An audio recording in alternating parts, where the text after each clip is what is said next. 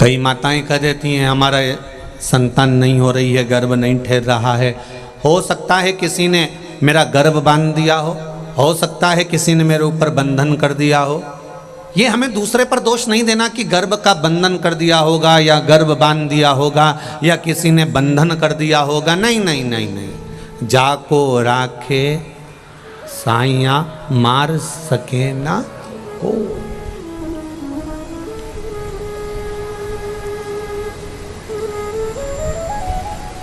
बहुत निवेदन है आप लोगों से कि हमें प्रपंच से, ढोंग से, ये जो प्रपंच होता है, ढोंग होता है, इनसे दूर रहना है। हमें अपनी जिंदगी मस्त जीना है।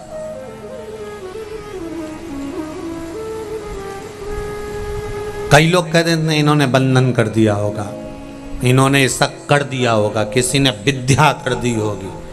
अगर विद्या करने वाले होते ढेर सारे तो सबसे पहले वो मोदी पे ही करते या फिर अंबानी पे करते या टाटा बिरला पर करते। उनके पास ज़्यादा है, अपने पास तो है ही क्या जो विद्या करने वाला अपने पे करेगा। बोलो री जी सही है कि गलत है? अगर कहीं का विद्या करने वाला होता और इतना बड़ा बड़ा विद्या करने वाला, इतना छू मंतर करने वाला होता तो जो बड़े बड़े पद पर बैठे हैं उन पर कर उनको नीचे नहीं ले आता। नहीं, जिसको राम रखे उसे कोई नहीं चखे। जिसको राम रखता है ना उसको कोई नहीं चखता। दुनिया में किसी की सामर्थ्यता नहीं कि कोई किसी का बुरा कर दे। हमारे कर्म हमको बुरा करवा देते हैं। कई लोग कहते हैं मेरे परिवार वालों ने प्रॉपर्टी रख ली। पुराने समय में अंदाजा लगाओ कि ये कौन था। एक जगह पर कहीं प्रवचन चल रहे थे, प्रवचन में एक महाराज जी कह रहे थे कि धृतराष्ट्र बेचारा अंधा था, धृतराष्ट्र के नयन नहीं थे। अगर धृतराष्ट्र के नेत्र होते ना तो ये युद्ध टल जाता।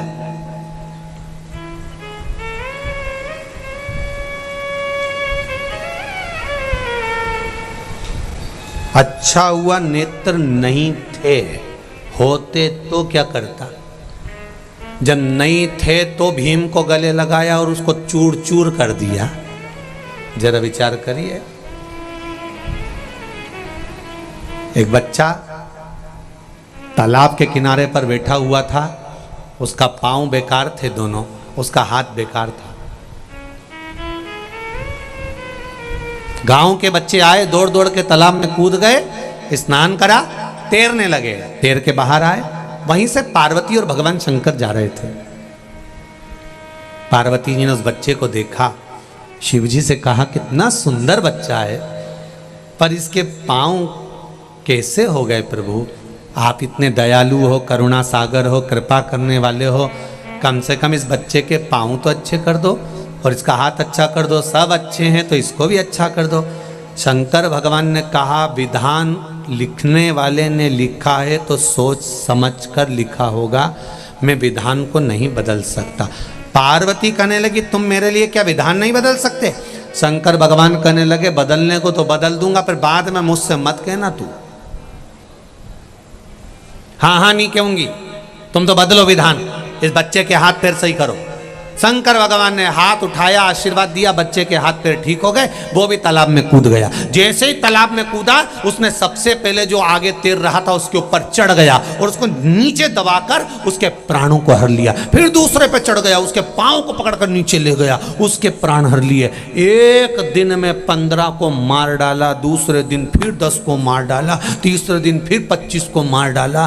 पार्वती जब गई उस गांव में हाहाकार मच रहा था, सबके घर धुआं धुआं हो रहा था, सब रो रही थी, सब पुकार रही थी माँ तूने क्या कर दिया, पार्वती मैया तूने क्या कर दिया, हे जगत धात्री दुर्गा भवानी तूने मेरे पूतों को, मेरे सपूतों को, मेरे बच्चों को मार डाला। माँ मेरे बच्चों को बचा लो। सारे घर घर बच्चों के लिए माताएं रो रही थी। तो पार्वती जी ने शिव जी से पूछा ये कैसे हो गया? शंकर भगवान बोले उसके हाथ पैर सही करवाए थे ना।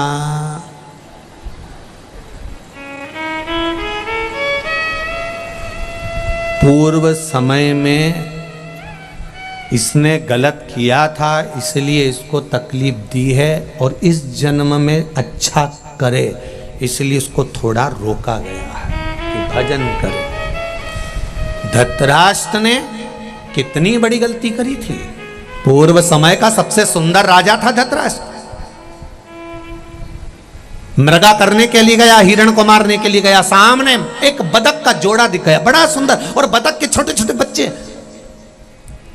राजा ने कहा इतने सुंदर बदक के बच्चे हैं, जाओ जरा पकड़ के लाओ इन बच्चों को।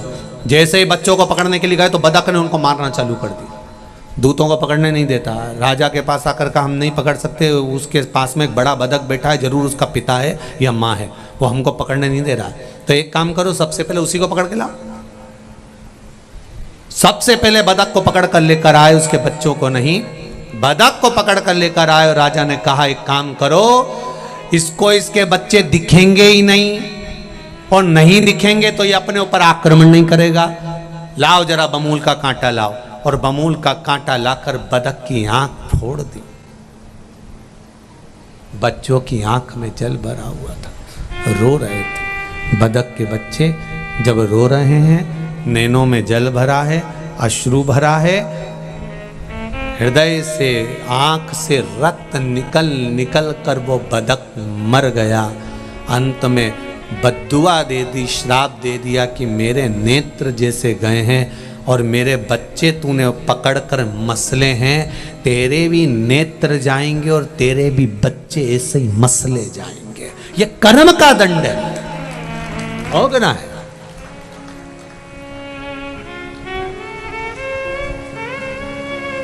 अच्छा करो ना।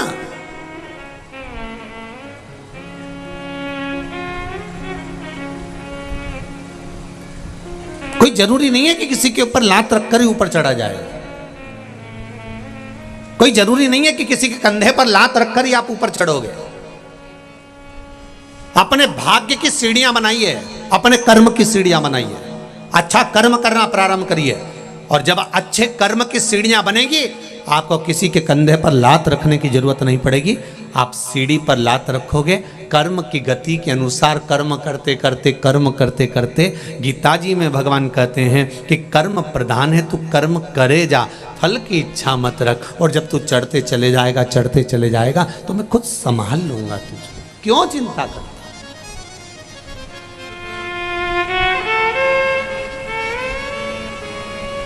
जो अनभिज्ञ हैं, जिनमें बुद्धि नहीं,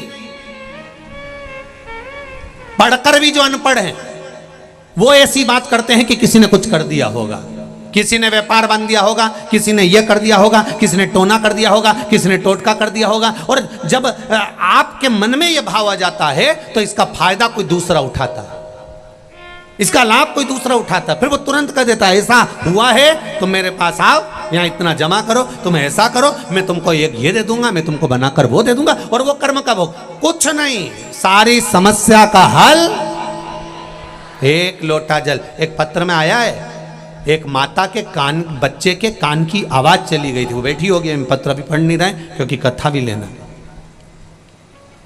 श्रवण शक्ति नहीं थी, डॉक्टर ने कह दिया यस कभी नहीं सुन पाएगा। तब उसने शिव जी पर भरोसा करा, भगवान शंकर पर विश्वास करा, एक लोटा जल और एक बेलपत्री का प्रयोग करना चालू करा। और फिर जिस दिन ऑनलाइन शिवरात्रि की पूजन थी, उस दिन पूजन करी। उस पत्र में लिखा है एक बहन ने, देखिए आप, कि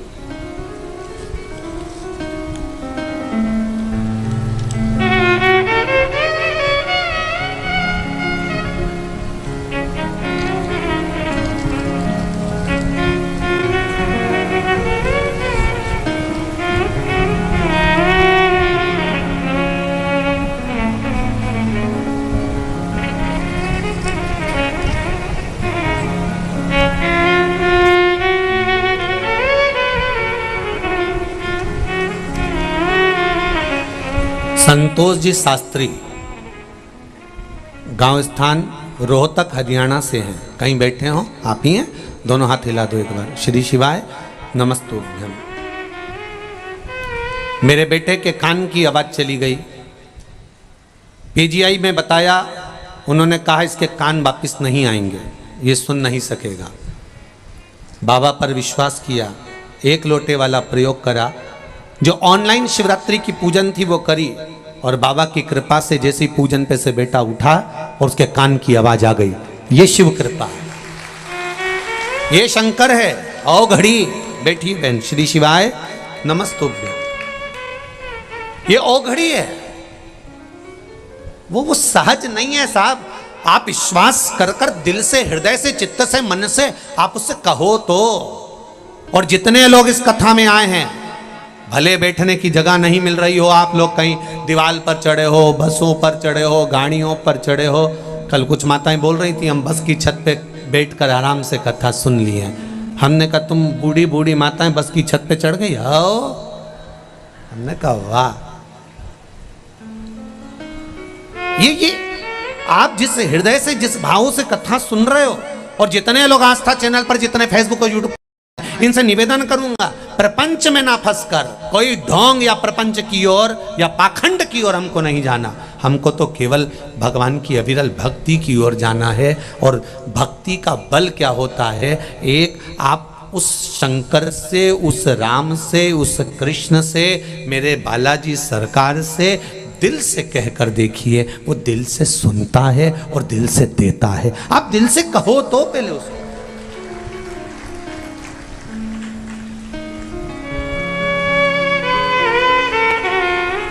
खाने के लिए असली घी चाहिए और हवन के लिए 50 रुपए किलो का घी चाहिए। और भगवान से प्रार्थना कर रही मेरी बहू को छोरा दे दे। भगवान के बता, बाजार गई दुकान पे और क्या क्या पूजन वाला घी दे दो, पूजन वाला। और दुकान वाले भी इतने चतुर की पूजन का घी अलग से रखते हैं, सस्ता, चर्बी का, बेकार, जो किसी काम का नहीं, पूजन वाला घी दे दो। और उन्होंने तुरंत डब्बा उठाया, 1 किलो का डब्बा पकड़ा दिया। कितने का है? 70 रुपए का है। ये 70 रुपए काट। और फिर खुद के लिए गई डेयरी, गौशाला, क्या भाव घी? 500 रुपए किलो हमारे लिए चाहिए। कोई बात नहीं काकी, 450 दे और ले जा। 1 किलो घी 450 का, 14 दिन रोटी पे चुपड़ चुपड़ के खाई। और भगवान का एक बार हवन करवाया और वो चर्बी का घी चढ़ा के, और भगवान से कह रही मेरी बहू की झोली भर दो। भगवान के जारी जा कमला, जा यहां से, मारा माथा मत खा। खुद के खाने के लिए 450 का लिए, छाट के यूं मलमल के देखे, यूं मलमल के देखे। और भगवान का घी ली और ऐसा चर्बी का लाके और हवन करके के भगवान मारी सुंदर। और भगवान भी कह अरे ओ नोटंकी, काहे नोटंकी करती है? ऐसा नोटंकी तेरा क्या होगा रे कालिया? समझो तो क्या होगा। मत करो ढोंग, हवन नहीं करना मत करो, यज्ञ नहीं करना मत करो, आप दिखावा मत करो। अगर हवन करना है, इतनी सी घी और इतनी सी शक्कर, असली घी जो तुम खाते हो, उसमें से इतना सा भी मिलाकर अगर अग्नि को दोगे तो मेरा यज्ञ नारायण भगवान 1 किलो घी से नहीं, 1 तिलके से प्रसन्न हो जाता है। पर दिल से देना, अच्छा देना, ज्यादा नहीं चाहिए, ज्यादा नहीं चाहिए। मत तो भगवान शंकर ने थोड़ी ना कहा तुमसे, शिव जी ने कभी कहा तुमसे कि मुझे लड्डू दो कि पेड़ा दो? किसी पुराण में लिखा हो कि शंकर जी को लड्डू पेड़ा लगता हो, शंकर जी को ये लगता? शंकर जी को सब चीज फालतू की लगती है जो फ्री मिल जाए। बेलपत्ती, अरे बोलते जाओ, फ्री, पानी फ्री, समी का पत्ता, बताओ वो खेजड़ी कौन खाए, कौन चढ़ाए? वो किस काम की? परंतु तोड़ी और शंकर जी को चढ़ाई। शंकर जी इतने बढ़िया, हमारे यहाँ तो खूब खेजड़ी का पेड़ कोई नहीं खाए, सब ऊंट खाए, कई करे होगा। और उनके तोड़ तोड़ा के शंकर जी के चढ़ाए। शंकर भगवान पर सब फ्री की चीज, पानी फ्री, बेलपत्ती फ्री, समी का पत्ता फ्री, सब फ्री। और जो उसके पास में रखा है तुम्हारे लिए वो भी फ्री। तुम में से कोई ऐसा है जो शंकर जी का कोई सामान चाहिए हो? एक बार पार्वती जी ने कहा थोड़ा सामान अच्छा रखा करो अपने घर में, ये क्या रख के बैठे हो? भगवान बोले कोई भगत का मन चल जा और कह दे तुम्हारा सांप दे दो, तो कह दूँ ले जा, मेरे को कौन सी दिक्कत हो? तो मेरे पास जो सामान रखा है मैं तो देने के लिए बैठा हूँ, बस कोई मांगे तो है। भगवान के मंदिर में जाके बोले तो भगवान जरा तुम्हारा मुकुट दे दो, ये दे दो, वो दे दो, भगवान चांदी सोने का मुकुट नहीं दे। और कोई शंकर जी के मंदिर में जाके कह दे,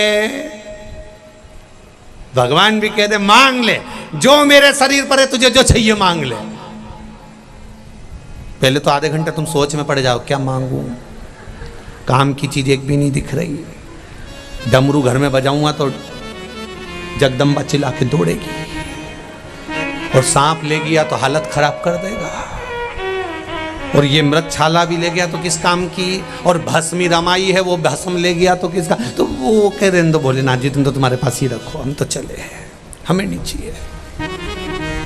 भगवान कभी नहीं कहता कि मुझे ढेर अंबारियां देना, भगवान कभी नहीं कहता कि मुझे इतना धन देना। भगवान तो केवल एक बात कहता है, निर्मल मन सो मोहि पावा और मोहि छल छिद्र कपट ना भावा। मुझे निर्मल मन चाहिए, केवल तेरा दिल देकर तो देख। और पहले भी कथा में कहा, एक बार आपने अपना दिल दे दिया, जिसको दिया फिर वो बैलेंस तुम्हारे मोबाइल में वही डलाएगा जिसको तुमने अपना हृदय दिया। जैसे एक छोरा छोरी होते हैं ना, छोरी छोरे को हृदय दे दे तो बेचारा जरा सी देर फोन करके छोरी बोलती है आज मेरा बैलेंस खत्म, तो क्या चिंता कर, मैं अब भी डलवाऊं, तुरंत बैलेंस डलवा दिया। फिर वो बोली मेरे हाथ की घड़ी का पट्टा टूट, चल बाइक पे बैठ, बुड़ बुड़ करा, ले गया मार्केट और उसने घड़ी दिला दी। उसने दिलाना थी 200 की, दिलाई 5000 की, क्योंकि दिल आ गया था। जब एक छोरी छोरा को कह दे और हृदय की बात, और वो छोरा उसको इतना महंगा महंगा सामान दिला दे, तो निवेदन है मेरी छोरी छोरा से, इनको दिल देने से अच्छे एक बार महादेव को देकर देखो, सब देखता, दिल दे तो सही। अब इसको तो कहना पड़ता है कि मेरा बैलेंस खत्म हो गया, उसको तो कहना भी नहीं पड़ेगा, बस तू दिल से एक बार याद कर ले, श्री शिवाय नमस्तु, मन से बोली और उसने याद कर लिया, बस तैयार।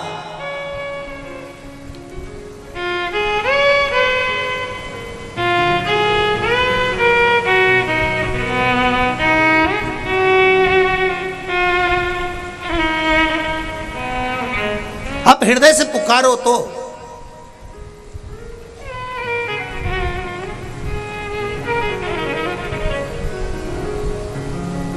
एक लिम्पी की बीमारी चल रही है गौ माता में।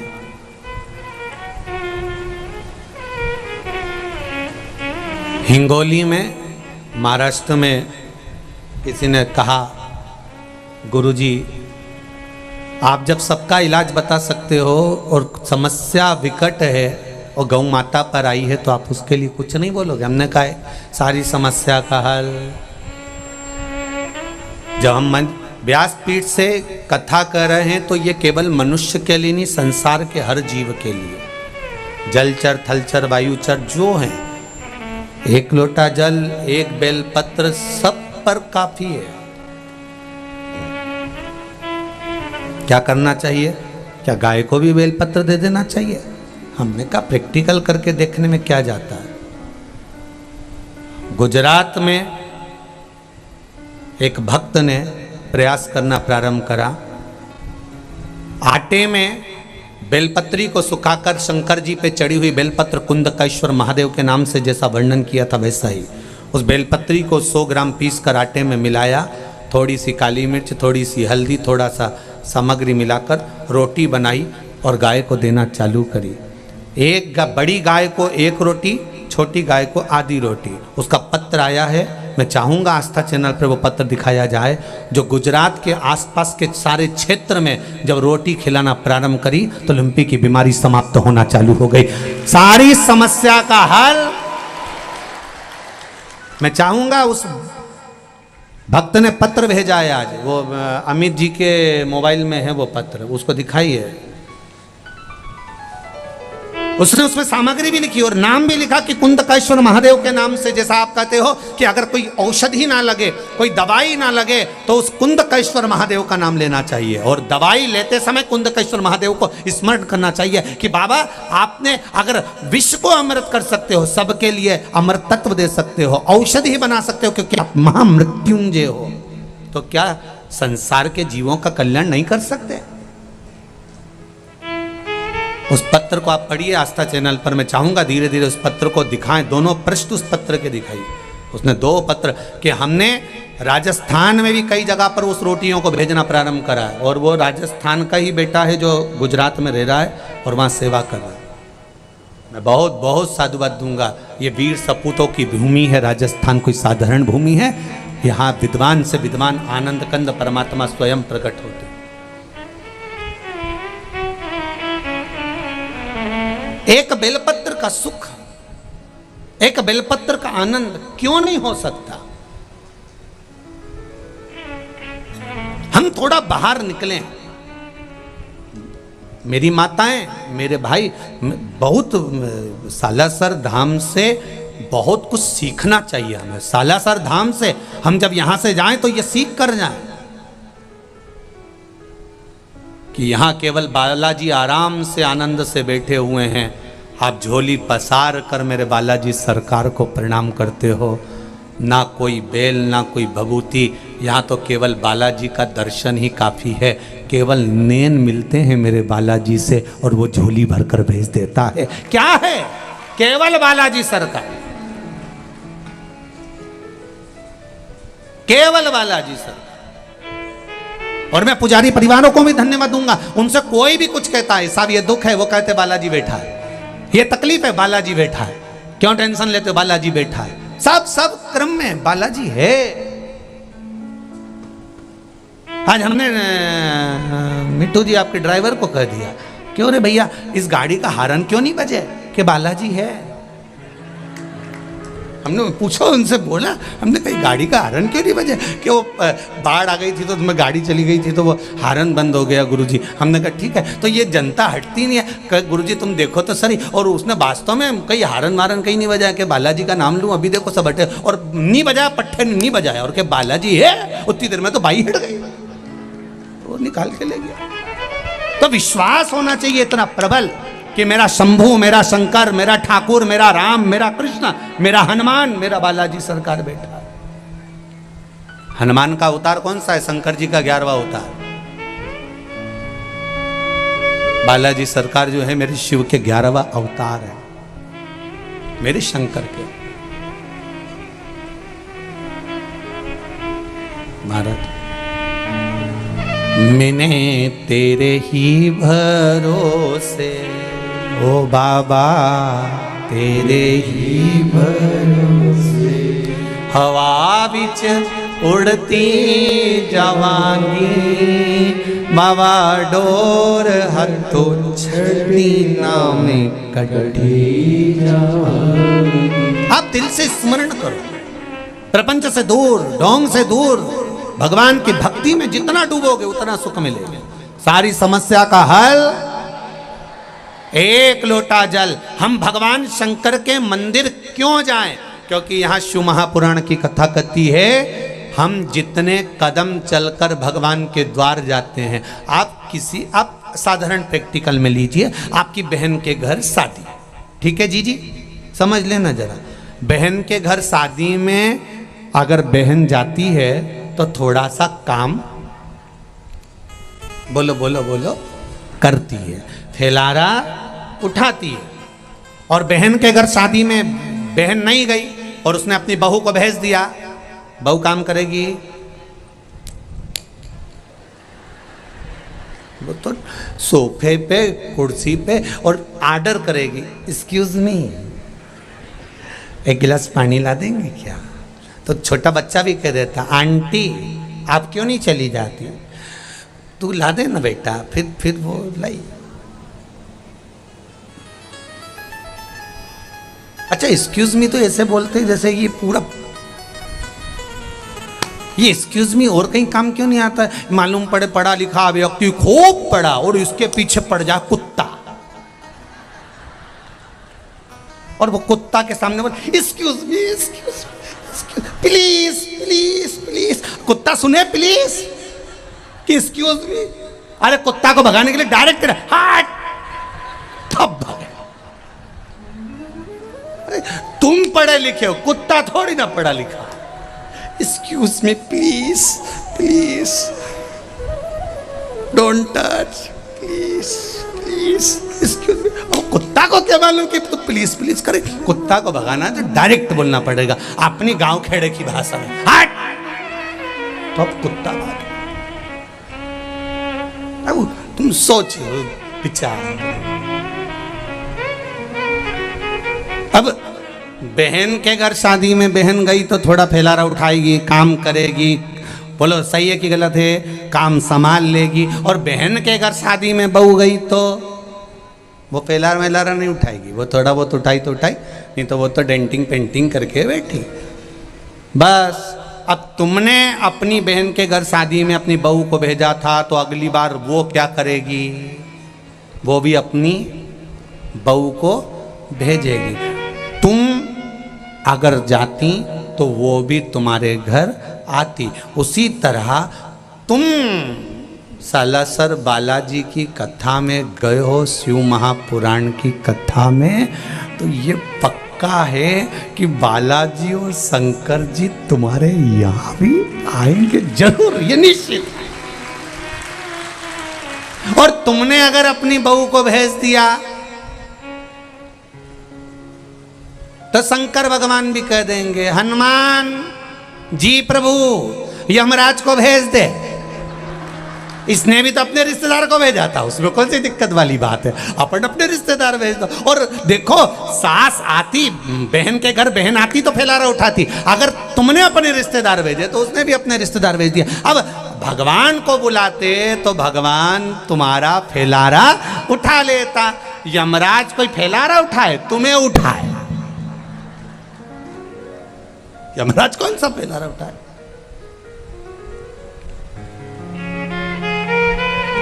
पाड़े की पूंछ से बांधेगा, एकदम ब्लैक, काला, बड़े दांत, मूछे, जोरदार मुकुट, खूब मुस्कुराएगा, चेहरे पर कुछ नजर नहीं आएगा, केवल दांत वाइट कलर के दिखेंगे। यमराज इतना सुंदर है, एकदम ब्लैक ब्यूटी, इसके सिवाय कुछ इतना सुंदर। और पाड़ा भी काला, बहुत समझने वाली बात है, बहुत समझने वाली बात। पहले गौ माता की पूजन होती थी, गाय की सेवा होती थी, लोग गाय को पालते थे। आज के ज़माने में लोगों ने गाय पालना बंद कर दिया, भैंस रखना चालू करा। हमने एक दो लोगों से पूछा क्यों रे तुमने गाय क्यों कम कर दी? कि दूध पतला देती है, भैंस झाड़ा देती है। अच्छा, गाय दूध कम देती है, भैंस अरे बोलो जम के ज़्यादा देती है। तो अब तुम एक प्रैक्टिकल करके देखो, गाय का छोरा बछड़ा, बछड़े को कहते हैं बैल, बैल को कहते हैं नंदी, नंदी पर कौन बैठता है? बोलो बोलो जम के बोलो, शंकर भगवान। अगर तुमने गौ माता की सेवा करी तो नंदी ने शंकर जी से कहा इसने मेरी माता की बहुत सेवा करी, इसको बैकुंठ छोड़ आओ। शंकर भगवान बोले ठीक है। अब तुमने पाली भैंस, अब तुम क्यों हंसे? मैं तो कुछ बोला ही नहीं। अब भैंस का छोरा पाड़ा, और पाड़ा पे बैठा, और पाड़ा ने यमराज से कहा इन्हें मेरी माँ को खूब नवाया पानी से, इके भी उठा के लिया। यमराज के तू चिंता मत कर, इनको लेने में ही जाऊंगा, इन्हें खूब भैंस की सेवा करी, और खूब बढ़िया जोरदार बांग बुंदा के और पाड़ा की पूछड़ी से, और दोस्ता रह गया। और ये रोती रही, मैंने नीले कलर की साड़ी नहीं पहनी, खूब रोई, मैं कहीं करूं। फिर बोली एक बार छोड़ तो वंस मोड़। यमराज बोले चले कि फिर तू दो धर के चल। कितनी की थी? सुराना जी ने कथा कराई सालासर जी में, पहले से सूचना दी थी कि 5 दिन की कथा है, 5 जोड़ी अच्छी अच्छी निकाल, और नहीं पहनी तो मैं कहीं करूंगा। की थी डर से।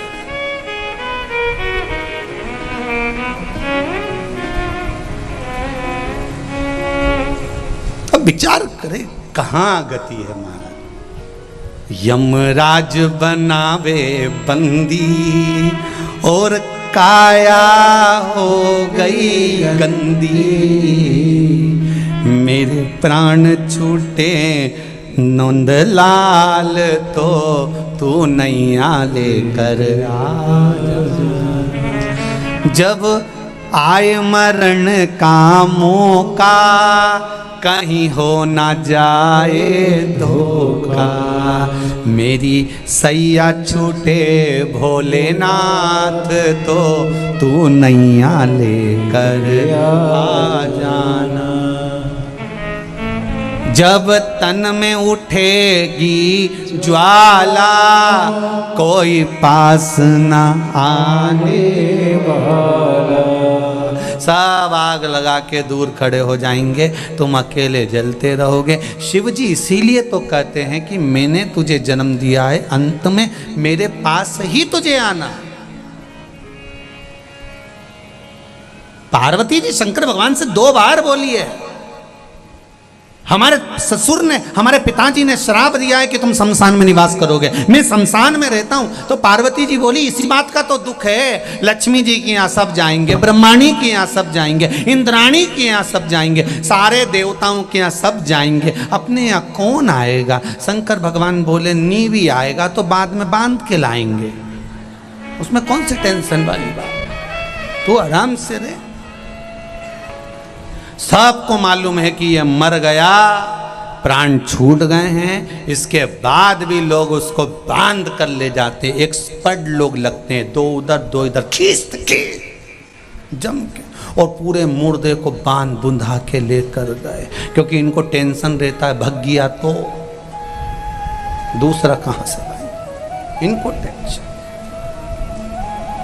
जब आए मरण का मौका कहीं हो ना जाए धोखा, मेरी सैया छूटे भोलेनाथ तो तू नैया लेकर। अंजना माता ने भगवान शिव की आराधना करी, क्योंकि संतान नहीं है। अगर संतान नहीं है तो हम कहाँ जाएं, किससे कहें, किससे बोलें। तब अंत बिंदु है, मातंग बाबा ने कहा तुम पार्थिव शिवलिंग का निर्माण करो और शिवलिंग का निर्माण कर कर उसकी पूजन करो, उसकी आराधना करो, पार्थिव शिवलिंग का निर्माण पूजन करो। मेरी माताओं, मेरी जीजियों, भाई, सबसे निवेदन करूंगा, घर के बच्चों को एक नियम बना दो कि 1 लोटा जल शिव जी को चढ़ाकर जाना।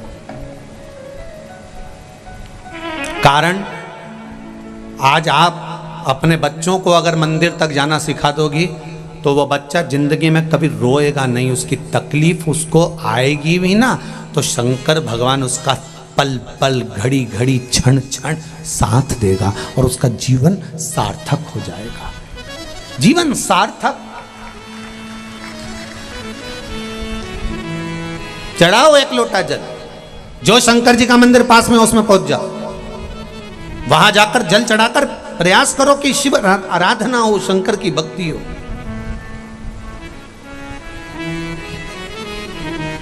हां, अगर ज्यादा दुख है, संकट बहुत भारी है, इतना बड़ा संकट है कि वो निपट ही नहीं रहा, जा ही नहीं रहा, समाप्ति नहीं हो, फिर 1 लोटा जल,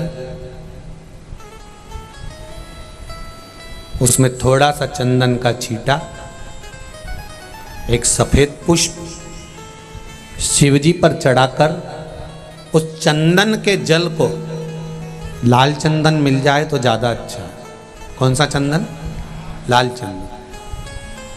लाल चंदन का जल शंकर भगवान पर धीरे धीरे अपने हृदय की कामना कर कर समर्पित करें। सुनेगा। एक पत्र में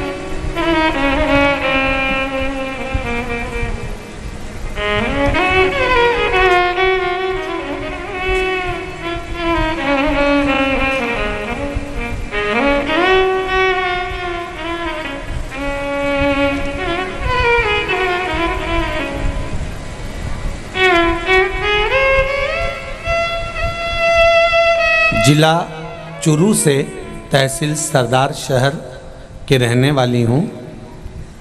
तुलछा देवी स्वामी पत्नी हरिदास स्वामी कहीं बैठे हों तो हाथ हिलाइएगा। कहीं बैठे हों तो हाथ हिलाइएगा। अच्छा उधर हैं क्या? पीछे हैं? ठीक है। श्री शिवाय नमस्तुभ्यं। हम दोनों हाथ हिला दो एक बार। अच्छा दिख गए ठीक है दिख गए। एक बार फिर से हाथ हिला दो। श्री शिवाय नमस्तुभ्यं। 2021 से हम कथा श्रवण कर रहे हैं। पिछले 25 साल से मेरे पति की दवाई चल रही थी किडनी लीवर की। क्या क्या रोग थे गुरुजी, क्या वर्णन करें। रातों को नींद नहीं आती, सुबह शाम नींद की गोली लेना पड़ती, बड़ी हालत खराब थी। इस साल फरवरी के महीने से आपकी बताए लगातार कथा देख रहे हैं। मैंने भोले बाबा के मंदिर में जाकर भगवान से प्रार्थना करी कि मेरे पति की दवाइयाँ बंद करवा दीजिए, और बाबा की कृपा से 1 लोटा जल 1 बेलपत्र का प्रयोग प्रारंभ करा। बाबा की कृपा हुई, और ऐसी कृपा शिव जी की हुई गुरुजी कि ना किडनी की, ना लीवर की, और ना शुगर की, ना बीपी की, सारी दवाइयाँ बाबा ने बंद कर दी है। मैं बाबा को धोख लगाने के लिए आई हूँ, परिवार के साथ प्रणाम करने के लिए आई हूँ।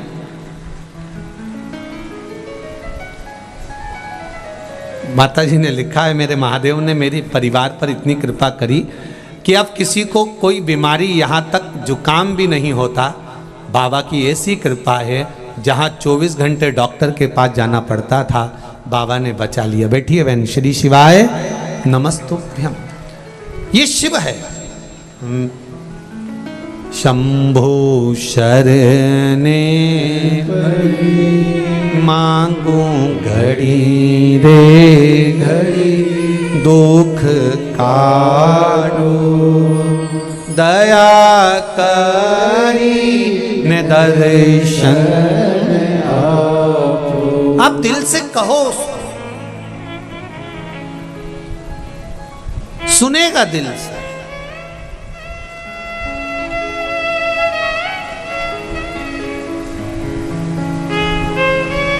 आप दिल से पुकारो उसको, सुनेगा दिल से। अंजना माता ने मातंग बाबा के कहने पर, गौतम ऋषि के कहने पर शंकर के पार्थिव शिवलिंग का निर्माण पूजन चालू करा। कुछ कर्म का खेल होता है, इसलिए संतान का सुख या वैभव या संपदा कहीं रुक रही होती है। कुछ हो सकता है। अरे भाई, दुख की फाइल अगर मोटी है तो भगवान के चरणों में रोज जाओ, रोज। ऐसा नहीं कि मैं 2 महीने जाऊंगी या 3 महीने जाऊंगी, रोज जाओ। भगवान को भी लगना चाहिए कि रोज आ रही है, प्रतिदिन।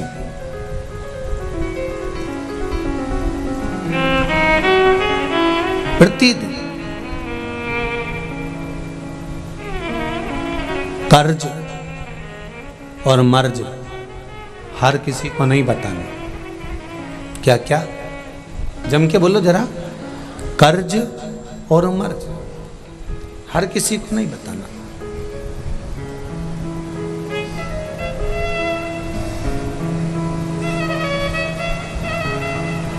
विचार करिए। किसी को बता भी दोगे कि मेरे ऊपर इतना कर्जा है, तो क्या वो चुका देगा? अरे बोलो तो जम के, दे देगा 2-4 लाख? नहीं।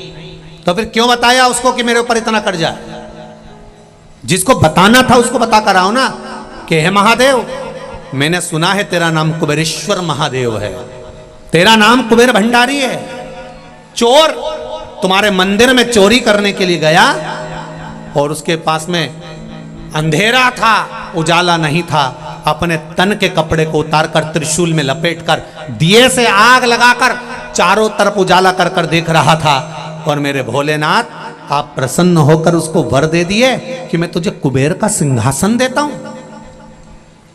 आज भी कुबेर के सिंहासन पर जो बैठा है वो चोर है। कुबेर को तो कब की कुर्सी से नीचे उतार दिया। कुबेर रोते रोते भगवान विष्णु के पास पहुंचे, महाराज मेरी कुर्सी एक चोर को दे दी। भगवान नारायण बोले किसने दी? शंकर भगवान ने। भगवान विष्णु बोले हम नहीं बोल सकते, उनके मामले में हम नहीं बोलते, किसी को भी कुछ दे देते, उनकी मर्जी। अड़भंग है। राजा श्वेत शंकर जी के मंदिर में पूजन कर रहा था और यमराज आकर उसको बंदी बनाने लगा, ले जाने लगा। शंकर भगवान को क्रोध आ गया, उन्होंने कार्तिक को भेज दिया, जा तो जरा, मेरे मंदिर में बैठकर भजन कर रहा है, पूजन कर रहा है, स्मरण कर रहा है और उसके प्राण हरने के लिए आया। यमराज के पास जा। कार्तिकेय का युद्ध यमराज से हुआ, नहीं माना। यमराज ले जाने लगा राजा श्वेत को पकड़कर, उसके प्राणों को हरकर। इतने में शंकर भगवान पहुंच गए और यमराज को मार डाला। यमराज के प्राण चले गए। यमराज के प्राण गए तो मृत्यु देवी ने डायरेक्ट टूटमान हो गई। जब मृत्यु देवी डायरेक्ट आई, शंकर जी ने मृत्यु देवी को भी मार दिया। सूर्य नारायण भगवान बिलखने लगे, मेरा बेटा और मेरा पोती दोनों मर गए, मेरी पोती भी मर गई, मेरा बेटा भी मर गया। रोते हुए तुरंत भगवान विष्णु के पास गए कि मेरे बेटे को मार दिया, मेरी पोती को मार दिया। किसने मारा? कि भगवान शंकर ने। क्यों मारा? शंकर भगवान के पास गए तो भोलेनाथ जी ने कहा, सूर्य नारायण भगवान, आपका बेटा मेरे मंदिर के अंदर प्रवेश कर गया था। अगर कोई शंकर की आराधना कर रहा है, शिव की पूजन कर रहा है, तो पहले मुझसे पूछना था क्या इसको ले जा सकता हूं? किसी के घर में घुस जाओगे, किसी के घर में चले जाओगे और उसका फ्रिज उठा के ले जाओगे तो कोई तुम्हें ले जाने देगा? अरे बोलो तो रीजी जी हो, तुम्हारे घर में कोई आ गया और तुम्हारा पलंग उठा के ले गया, फ्रिज उठा के ले गया, अलमारी उठा के ले गया, ले जान दोगे? नहीं, उसके घर में पहले प्रवेश करने के लिए पूछना पड़ेगा। भगवान शंकर ने कहा, ब्रह्मा ब्रह्मलोक में रहते हैं, भगवान विष्णु वैकुंठ लोक में रहते हैं, शंकर मृत्यु लोक में रहता है पृथ्वी पर।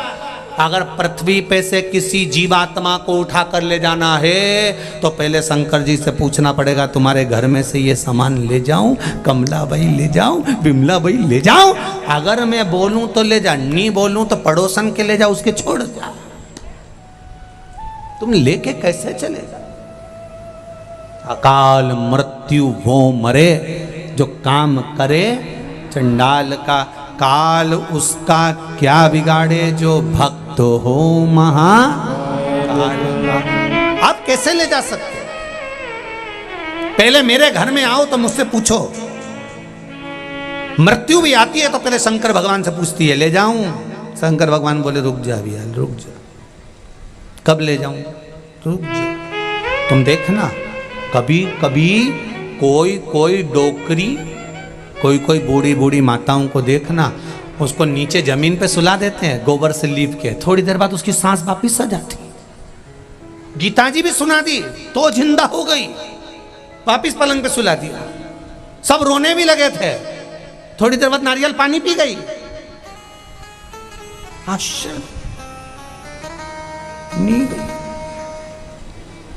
नहीं गई। और जब नहीं गई तब लोगों को लगा, भैया ये ऐसे जाने वाली नहीं है, जन्म मरण परण तीन भगवान के हाथ में है, जब तक वहां से नहीं आएगी तब तक नहीं जाएगी। क्यों सोच, क्यों विचार? कथा कर रही है, शिव महापुराण की कथा वर्णन कर रही। अंजना माता ने विचार करा, मैं क्या करूं, मेरे घर संतान नहीं है, दुख आया। अंजना माता ने किसी से नहीं कहा, अपना कर्ज और अपना मर्ज, अपने तकलीफ और अपना कर्ज किसी को मत बतलाओ, बतलाओ तो देवाधिदेव महादेव को बतलाओ,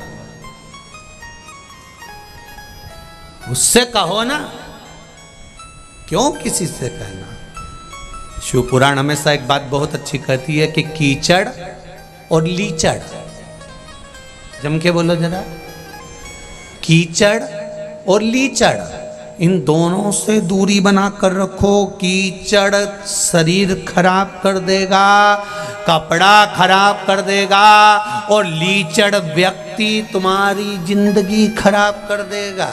इसलिए ना कीचड़ के पास जाओ, अरे बोलो तो, न लीचड़ के पास। तुम देखना कहीं कहीं का लीचड़ व्यक्ति है ऐसे चलते हैं। आज दूसरे दिन की तो कथा हुई है, थोड़ा परसों चलेंगे। परसों के दिन जा रहे थे, मालूम पड़ा, विचार करा हमारी काकी जी की तबीयत खराब है, अगले दिन चलेंगे। लीचड़ व्यक्ति चलते हैं, अभी करते हैं, करेंगे, धीरे से उठेंगे, करेंगे। ऐसे लीचड़ों के साथ नहीं रहना जो तुरंत भजन चलो, स्मरण चलो, कीर्तन चलो, मंत्र जाप चलो। और कहीं कहीं का लीचड़ ऐसा हो मुसद्दी लाल जैसा, धीरे धीरे ठेर से चल। कीचड़ शरीर खराब करेगा, कीचड़ कपड़ा खराब करेगा, कीचड़ हमारे शरीर को खराब करेगा, लीचड़ मन खराब कर देगा। बच के रहिए लीचड़ से, बचिए।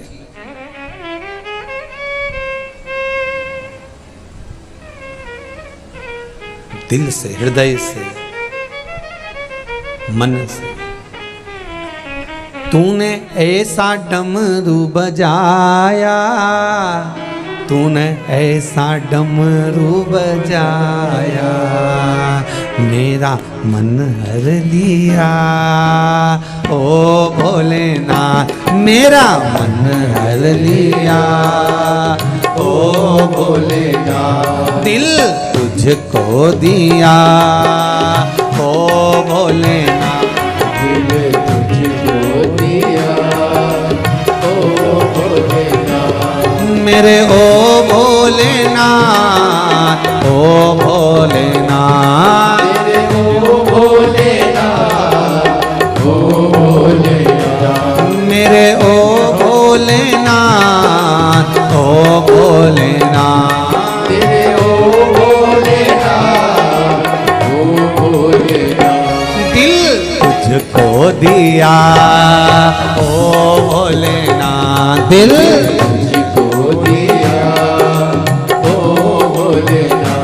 ये क्या कर दिया। ओ भोलेनाथ ये क्या कर दिया। ओ भोलेनाथ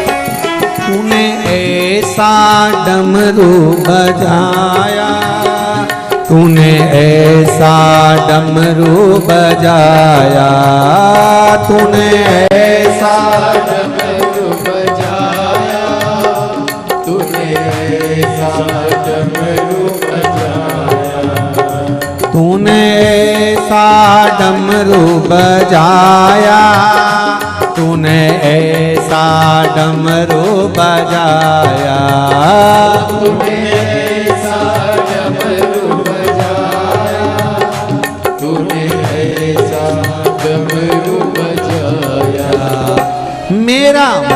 कर लिया ओ भोलेनाथ मेरा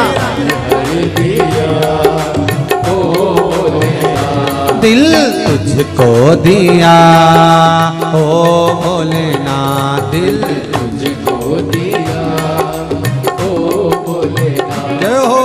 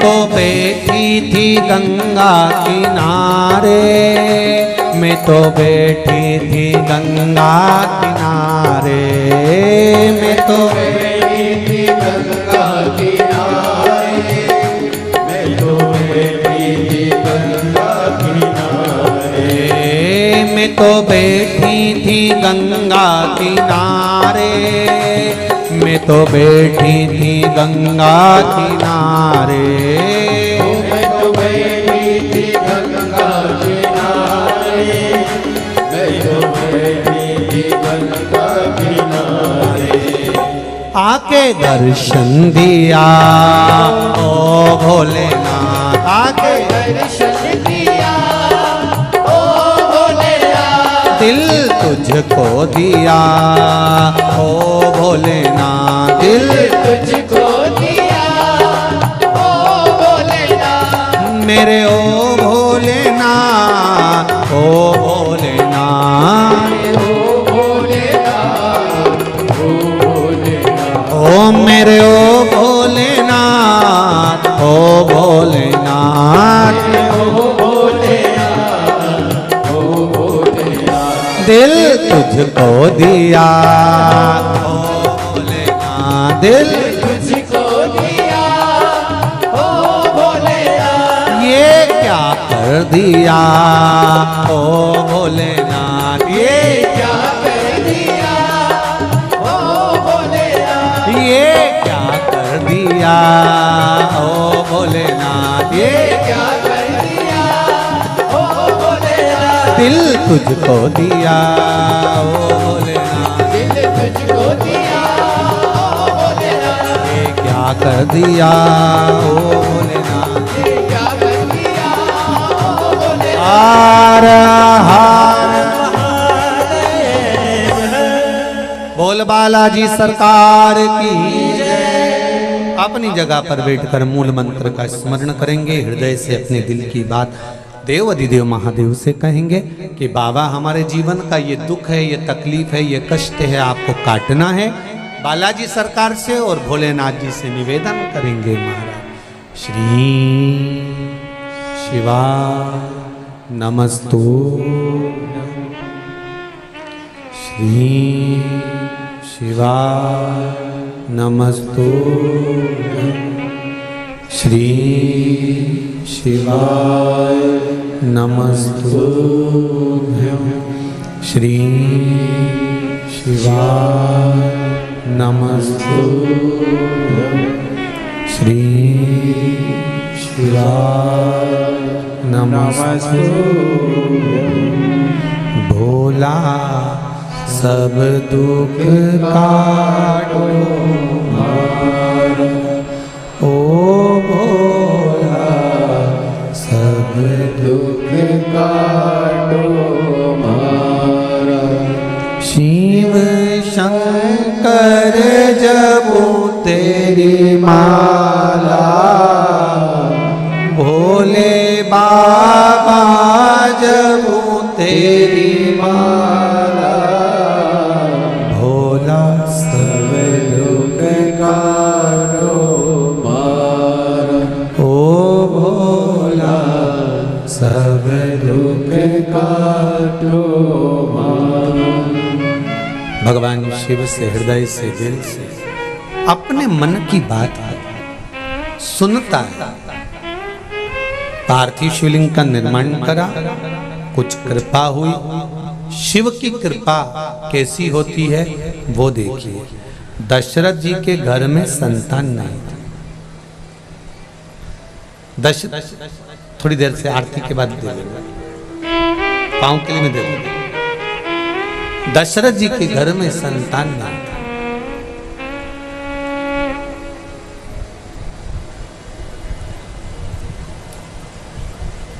और दशरथ जी के घर में जब संतान नहीं, कुर्सी दे दो ना बाबू।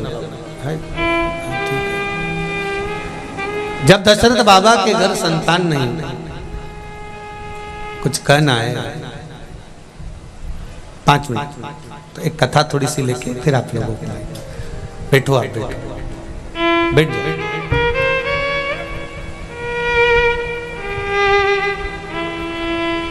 जब दशरथ जी के घर में संतान नहीं, कारण पूछा गया।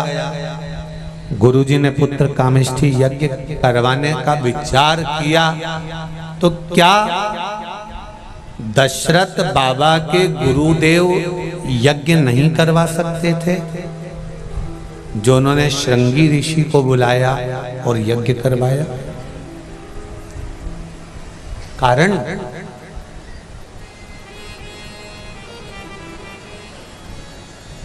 कारण केवल एक, जो दशरथ जी की बेटी थी शांता, जिसके जमीन रोड पर अगर किसी का घर होता है ना तो उसकी बहुत कीमत होती है, और गली कूचे में होता है तो उसकी कोई कीमत नहीं होती। बोलो रे रायपुर वालों, सही है ना जी? जी, रोड पर अगर किसी का घर होगा तो उसकी कीमत होगी। रोड पर अगर किसी की जमीन होगी, खेत होगा, प्लाट होगा तो उसकी कीमत होगी। पर शिव पुराण कहती है इंसान अगर रोड पर होगा तो उसकी कोई कीमत नहीं होगी, ये निश्चित। जमीन की कीमत रोड के किनारे हो सकती है, प्लाट की कीमत रोड के किनारे हो सकती है, मकान की कीमत रोड के किनारे हो सकती है, पर मनुष्य की कीमत रोड पर नहीं होती। शिव महापुराण की कथा कहती है एक मक्खी सब्जी पर बैठी और तुल गई तो 2 रुपए किलो के भाव में सब्जी की कोई कीमत नहीं होगी, उस मक्खी की कोई कीमत नहीं होगी। कबाड़े के ऊपर बैठकर तुल गई तो उस मक्खी की कोई कीमत नहीं होगी। पर वही मक्खी अगर सोने के ऊपर रखा जाए और सुनार सोना तोल रहा हो और मक्खी उस पर बैठ जाए तो वो मक्खी भी 5000 रुपए की हो जाएगी। ये निश्चित है, उसकी कीमत बढ़ जाएगी। मक्खी अगर तुलते समय सब्जी पर बैठी है तो उसकी कोई कीमत नहीं है। मक्खी तुलते समय अगर किराने के सामान पर बैठी है तो उसकी कोई कीमत नहीं है। मक्खी तुलते हुए कबाड़े के सामान पर बैठी है तो उसकी कोई कीमत नहीं है। और वही मक्खी अगर सोने पर सोना तुल रहा है और उस पर अगर मक्खी बैठ गई है तो वो मक्खी की कीमत भी अपने आप बढ़ जाएगी। उसी तरह आप किस जगह पर बैठ रहे हो, किस चौराहे पर बैठ रहे हो, किस पान की दुकान पर जाकर बैठ रहे हो, किस गुमठी पर जाकर बैठ रहे हो, किस पेड़ के नीचे जाकर बैठ रहे हो, किस रोड पर जाकर बैठ रहे हो, उसकी कीमत नहीं है। शिव महापुराण की कथा कहती है जब हम भगवान की शरणागति में, सत्संग में या शिव महापुराण में जाकर बैठते हैं तो ये शरीर की भी कीमत बढ़ जाती है और आत्मा की भी कीमत बढ़ जाती है। इसकी कीमत बड़ी है, ये शरीर की कीमत भी बड़ी और आत्मा की कीमत भी बड़ी।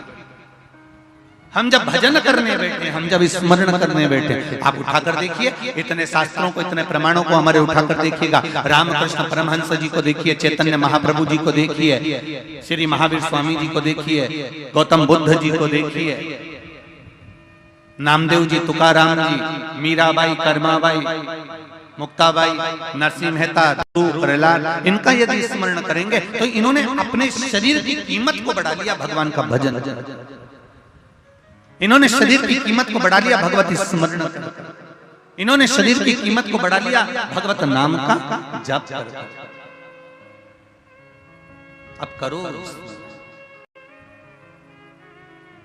शंभु शरणे पड़ी मांगू घड़ी रे घड़ी, दुख काटो दया करी दर्शन आपको। इस शरीर की कीमत को हम जाने, कितना मूल्यवान ये शरीर दिया है, और उसके बाद भी हम अगर रोएं, उसके बाद भी हमारे नैनों में जल भर जाए कि मैं तो बहुत गरीब हूं, या मेरा शरीर बेकार है, या भगवान ने मुझे जबरदस्ती पैदा कर दिया, भगवान ने यूं ही मुझे जन्म दे दिया। एक बात बहुत अच्छे से याद रखना, पहले भी कथा में कही, आज फिर कहते हैं, यहाँ जितनी मेरी बहनें बैठी हुई हैं, जितनी माताएं बैठी हुई हैं, जितने भाई लोग बैठे हुए हैं, और जितने भी बांधव लोग यहाँ बैठे हुए हैं, आप सोने वाले कमरे में या अपने कक्ष के अंदर कोई भी अटाला चीज नहीं रखते। तुम अपनी अलमारी में हमेशा अच्छी चीज ही रखते हो, कीमती चीज ही रखते हो। जब तुम अपने कमरे में, तुम अपनी अलमारी में, तुम अपने कक्ष में, तुम अपने मकान में कोई भी अटाला सामान नहीं रखते, तो जरा विचार करिए, ये पृथ्वी पूरी की पूरी मेरे महादेव का घर है। जब आप अटाला सामान नहीं रखते, तो मेरा महादेव किसी फालतू को इस पृथ्वी पर क्यों रखेगा? जरा विचार करो। अगर भगवान ने जन्म दिया है, मृत्यु लोक में आए हो, पृथ्वी पर जन्म हुआ है, तो तुम्हें कीमत वाला बनाकर मेरे परमात्मा ने भेजा।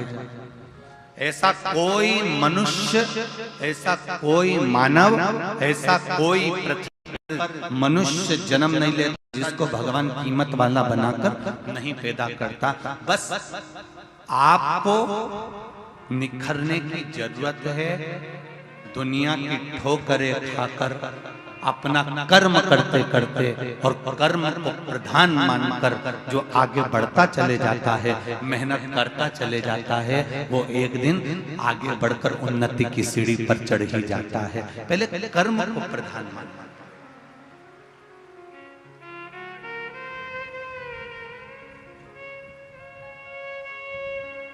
मेहनत करो, कहीं इधर उधर मत पड़ी जाना, नहीं तो लोग कहें कि कहीं का बाबा जोगी मिल जाए और कह दे कि तुम मेरे पास में आ जाओ, मैं तुमको गड़ा हुआ धन दे दूंगा, निकाल के हंडा दे दूंगा। ऐसे के चक्कर में मत पड़ना, अंधविश्वास की ओर मत जाना। शिव महापुराण की कथा कहती है, ना हमें अंधविश्वास की ओर जाना है, ना किसी ऐसे चक्कर में पड़ना है कि हमें गड़ा हुआ धन मिल जाएगा। आपको धन मिले, भोलेनाथ जी से कहना, भोलेनाथ मुझे किसी का धन नहीं चाहिए। शंकर जी से कहना, बस इतनी कृपा करना कि मेरे भाग्य में जो लिखा हुआ है वो धन मुझे दे दे, बस इतनी कृपा कर दे, मुझे दूसरे भाग्य का नहीं चाहिए।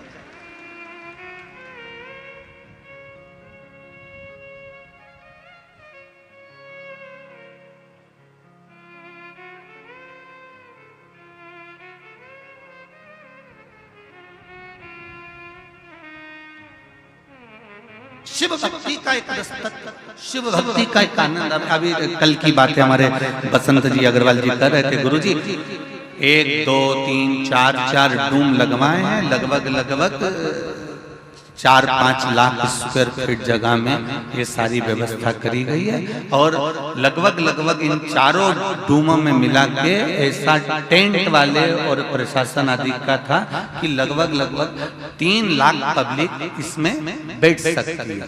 तो शिव महापुराण की कथा में गुरुजी पहले दिन हो सकता है कि अपना एक डूम ये वाला भरा जाएगा, ये वाला भरा जाएगा। तो हमने बसंत जी से बोला, चिंता मत करो, ये रायपुर है और चंपेश्वर महादेव है, पहले दिन ही बाउंड्री के पार गेंद है। ये शिव है, ये कोई सहज नहीं है मेरा भोलेनाथ, मेरा त्रिकालदर्शी, मेरा कैलाश। उसकी करुणा बड़ी। और फिर निवेदन करूंगा, जितनी भी माताएं, जितने भी भाई बहन, जितने भी बांधव इस पूर्ण आनंद में शिव महापुराण की कथा को 5 दिन श्रवण करने पधारे, उनसे एक ही निवेदन है, इस कथा को केवल यहाँ से सुना, यहाँ से निकाल दिया, बच्चा कुचा था कपड़े में से झटकार दिया, घर पहुंचे और लोगों ने पूछा कि कथा में गई थी तो क्या लेके आई, तो कह दे कि मैंने सुनी तो बहुत सारी थी पर याद बिल्कुल नहीं थी। तो निवेदन है, ऐसी कथा मत सुनना कि यहाँ से सुनी, यहाँ से निकल गई, बच्ची कुची झटकार दी। कथा ऐसी सुनकर जाना कि एक साइड से पल्लू रख लेना, एक साइड से अंदर तो जाए पर इधर से निकले निकलना नहीं चाहिए, पूरी पूरी अंदर बैठती चली जाए, भरती चली जाए। ये 2 प्याले भगवान ने दिए हैं इनको पीने के लिए, इसको तत्व को ग्रहण करिए, जीवन का आनंद, ये सुख है। जितने बसंत जी अग्रवाल किस्मत वाले हैं ना, और उनको ये शिव पुराण मिली है, उससे दुगने किस्मत वाले तुम सब हो रहे जितने बैठे हो कथा है। कहीं पुण्य की, हमारे यहाँ छोटा बच्चा जब गुल्लक भरता छोड़ता है तो गिफ्ट लेकर आता है, ये पुण्य की गुल्लक जब फूटी है ना, तब जाकर रायपुर की इस गुड़ियारी हनुमान जी के मंदिर के प्रांगण में शिव महापुराण की कथा हुई। जब पुण्य की गुल्लक फूटी है, कुछ अच्छा मिला है शिव कृपा से। महाराज शिव कथा कह रही है, भगवान शंकर का चरित्र कर रहा है, भगवान शिव की पावन कथा कर रही है कि शिव महापुराण वर्णन करती है कि जिस कथा को हम श्रवण करने के लिए बैठे हैं, शिव महापुराण कोई छोटा मोटा प्रसंग नहीं है। 24,000 श्लोक 12 खंड में वेदव्यास जी महाराज ने इसको बांट दिया है, और 12 खंड में बांटने के बाद वेदव्यास जी कहते हैं इन 24,000 श्लोक में से एक श्लोक, एक शब्द, एक अक्षर भी हमारी जिंदगी में अगर हमने उतार लिया तो जीवन की सार्थकता। एक बहुत उत्तम।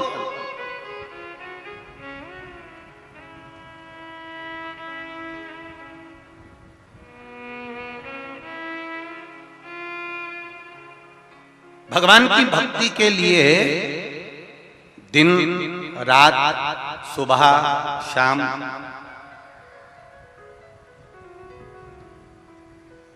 कौन सी अवस्था, कौन सा समय, कौन सी घड़ी, कौन सा पल हम भगवान का भजन करें कि भगवान हमारा हो जाए। शिव महापुराण की कथा कहती है, मेरे बाबा को महाकाल कहते हैं। महाकाल का मतलब होता है जिसने काल की गणना करी हो, जिसने घड़ी की गणना करी हो, जिसने समय, पल, घड़ी, नक्षत्र सब कुछ उसने बनाया। ऐसा कोई चीज नहीं जो मेरे शिव ने नहीं बनाया।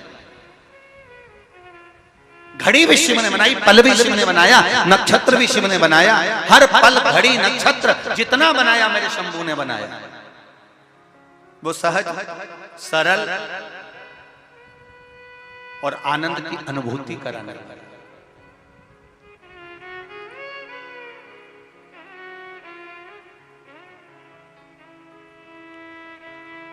वो निश्चितता सुख देने वाला, इसीलिए हम लोग उसको बारंबार आनंद के साथ में उसको पुकारा करते हैं। महाराज भगवान शिव का स्मरण हम बारंबार किया करते हैं, बारंबार।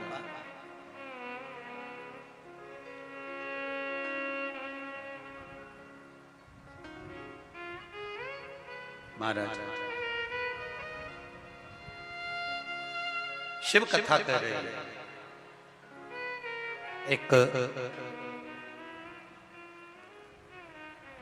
बिंदु, चंचुला और जिसके जीवन का आनंद एक देवराज नाम का ब्राह्मण। वो देवराज नाम का ब्राह्मण जो ब्राह्मण कुल में जन्म तो ले लिया पर ब्राह्मण कर्म से वंचित रहा। एक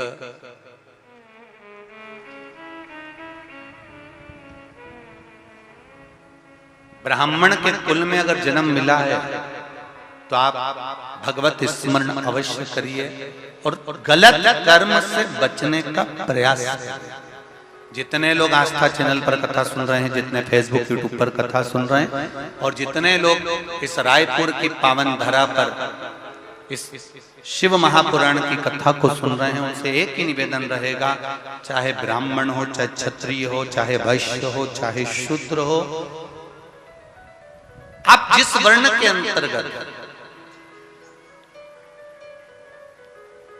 ये सब तो ब्राह्मण, क्षत्रिय, वैश्य और शूद्र का वर्ण तो हम निश्चित करें हैं, पर परमात्मा के यहां से जब जन्म हुआ, मेरे देव अधिदेव महादेव ने जब अपना अर्धनारीश्वर स्वरूप का दर्शन ब्रह्मा जी को कराया, तो ब्रह्मदेव को दर्शन कराकर भगवान ने ये नहीं कहा कि तुम्हें ब्राह्मण बनाना है, कि क्षत्रिय बनाना है, कि वैश्य बनाना है, कि शूद्र बनाना है। भगवान ने तो केवल अर्धनारीश्वर स्वरूप का दर्शन देकर कह दिया कि तुम्हें पुरुष और स्त्री का निर्माण, पुरुष और स्त्री का निर्माण।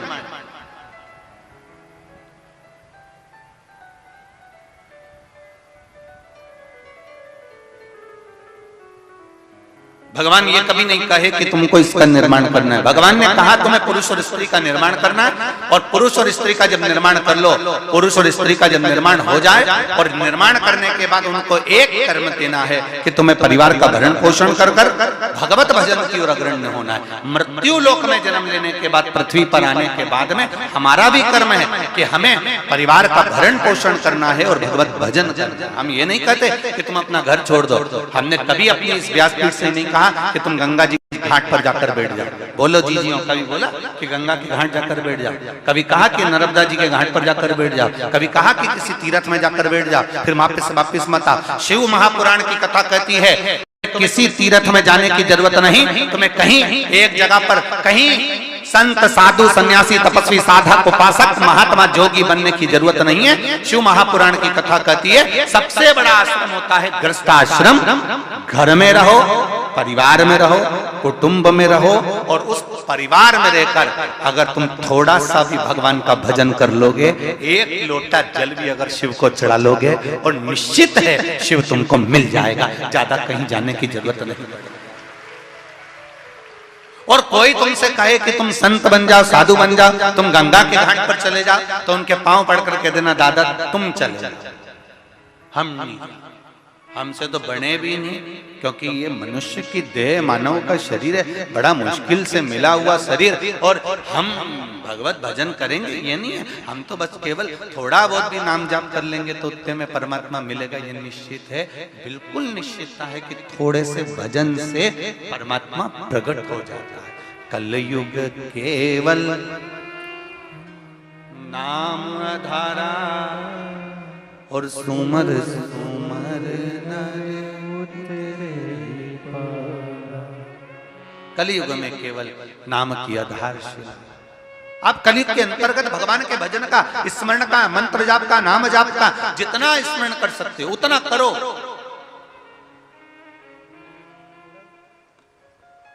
भजन करो जितना कर सकते।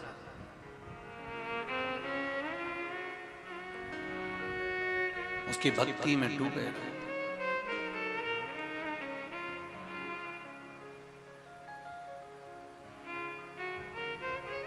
मैं तो बैठी थी गंगा किनारे, मैं तो बैठी थी गंगा किनारे,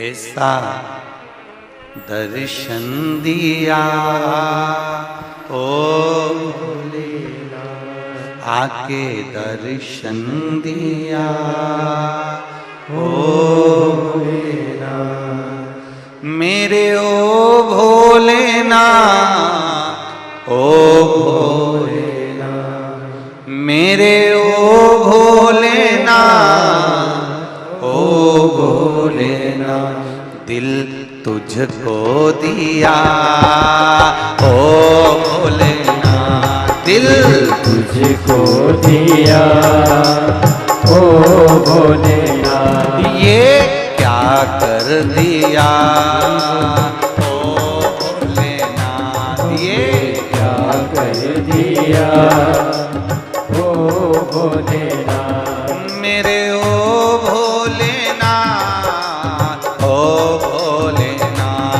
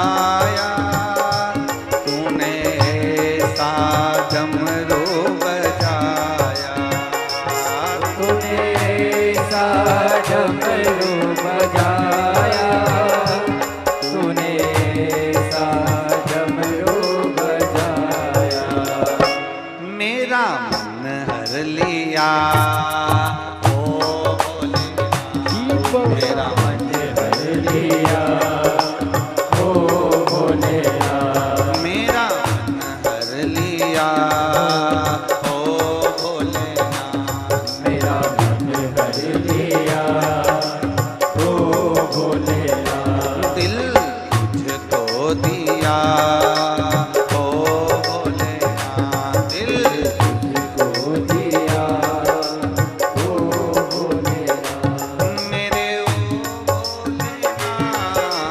ओ भोलेनाथ, मेरे ओ भोलेनाथ, ओ भोलेनाथ, मेरे ओ भोलेनाथ, ओ भोलेनाथ, मेरे ओ भोलेनाथ, ओ भोलेनाथ, दिल तुझको दिया, ओ भोलेनाथ, दिल तुझको दिया, ओ भोलेनाथ, ये क्या कर दिया, ओ भोलेनाथ, ये क्या कर दिया, ओ भोलेनाथ, ए हो।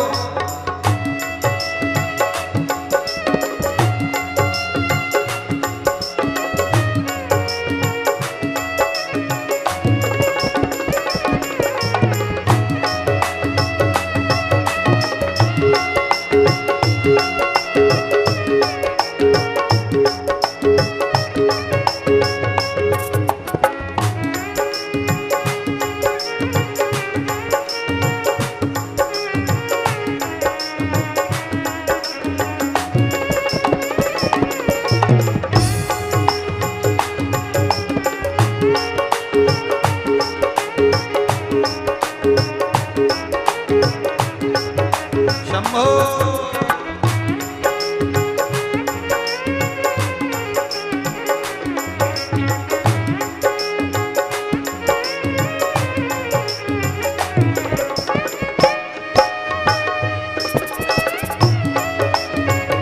महादेव।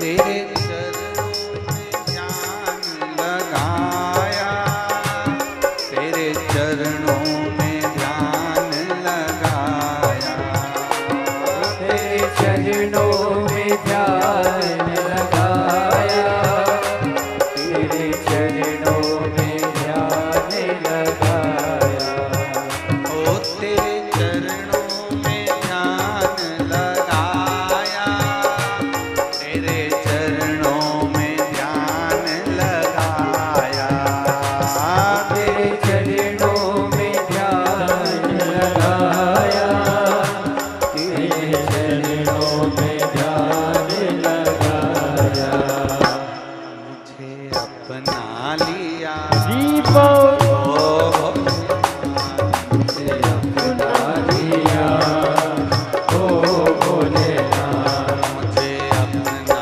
लिया, ओ भोलेनाथ, मुझे अपना लिया, ओ भोलेनाथ, दिल तुझको दिया,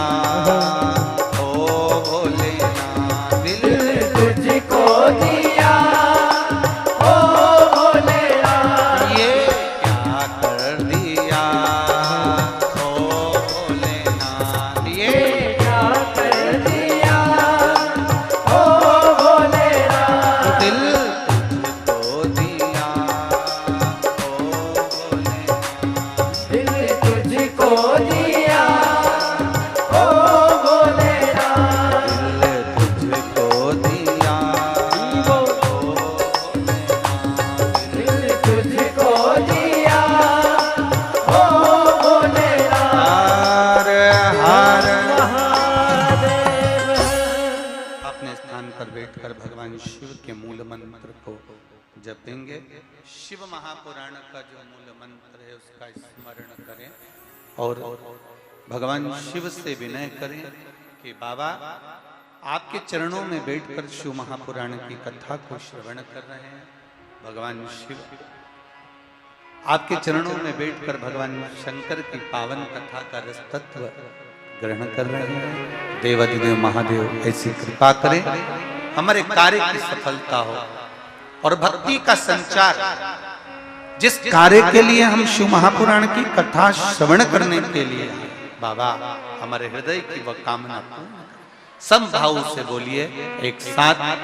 मौका मिला है रायपुर वालों, छत्तीसगढ़ वालों को कि भगवान के पंडाल में बैठकर शिव महापुराण के सामने अपने दिल की बात देवाधिदेव महादेव से कहें। आपको पहले भी कहा, इस शिव महापुराण के अंतर्गत श्री शिवाय नमस्तुभ्यम मंत्र को जब बोला जाता है, सब अपने आनंद के साथ बाबा से निवेदन कर फिर अपने दिल की बात देवाधिदेव महादेव से अवश्य कहें। श्री शिवाय नमस्तुभ्यं श्री शिवाय नमस्तुभ्यं श्री शिवाय नमस्तुभ्यं श्री शिवाय नमस्तुभ्यं श्री शिवाय नमस्तुभ्यं।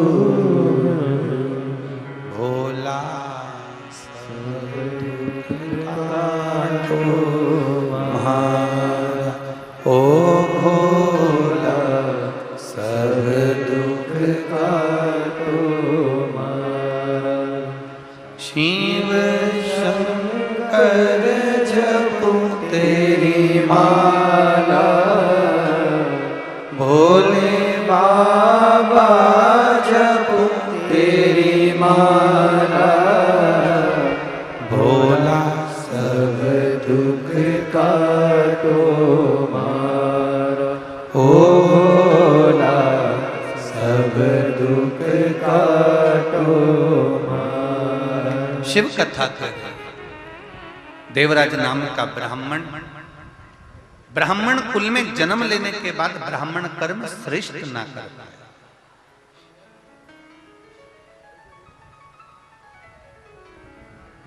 देखिए बड़ा सुंदर भाव शिव पुराण का कहता है कि आपके भरण पोषण की जवाबदारी देवाधिदेव महादेव ने ले रखी है। माता के गर्भ में जब तुम पड़े रहे, गर्भ में जब पड़े थे तब भी वो भर पेट अंदर भी भोजन दे रहा था और शरीर मिला प्राण छूटेंगे तब तक भी वो भरपेट भोजन देने की जवाबदारी मेरे कालाधिपति महाकाल राजा की है, वो देगा। उसका नाम है विश्वनाथ। क्या नाम है? विश्वनाथ। अच्छा एक बात समझ में नहीं आती रे, छत्तीसगढ़ वाले तुम भी बताना, अगर तुम्हारे समझ में आ जाए तो बताना। इनको कहते हैं विश्वनाथ, द्वारकानाथ, जगन्नाथ, बद्रीनाथ, केदारनाथ, सोमनाथ। अब इतना सारा नाथी नाथ है, मतलब ये निश्चित है कि जब अपन पैदा हुए थे, जब माता के गर्भ में पड़े हुए थे, तब अपन अनाथ थे और जब अपने को ये सब नाथ मिले तब अपना जीवन सार्थक हो पाया, ये निश्चित है।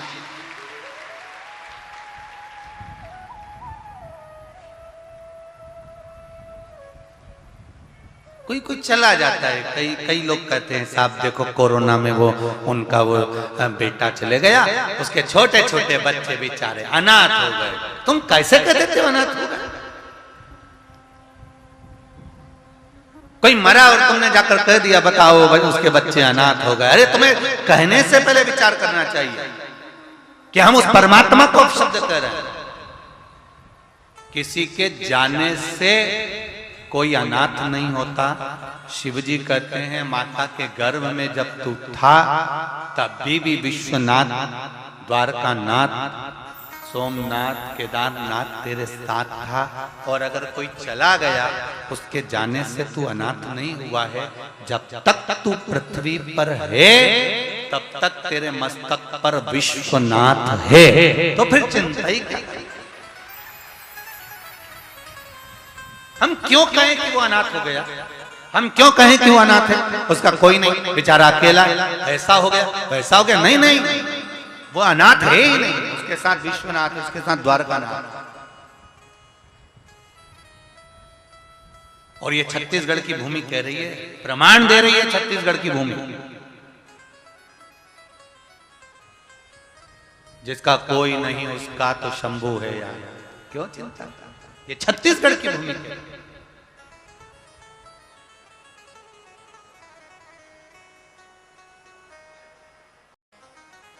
स्कंद महाभारत में कौशल के अंतर्गत वर्णन मिलता है महाभारत में। ये छत्तीसगढ़ कौशल देश के अंतर्गत आता था।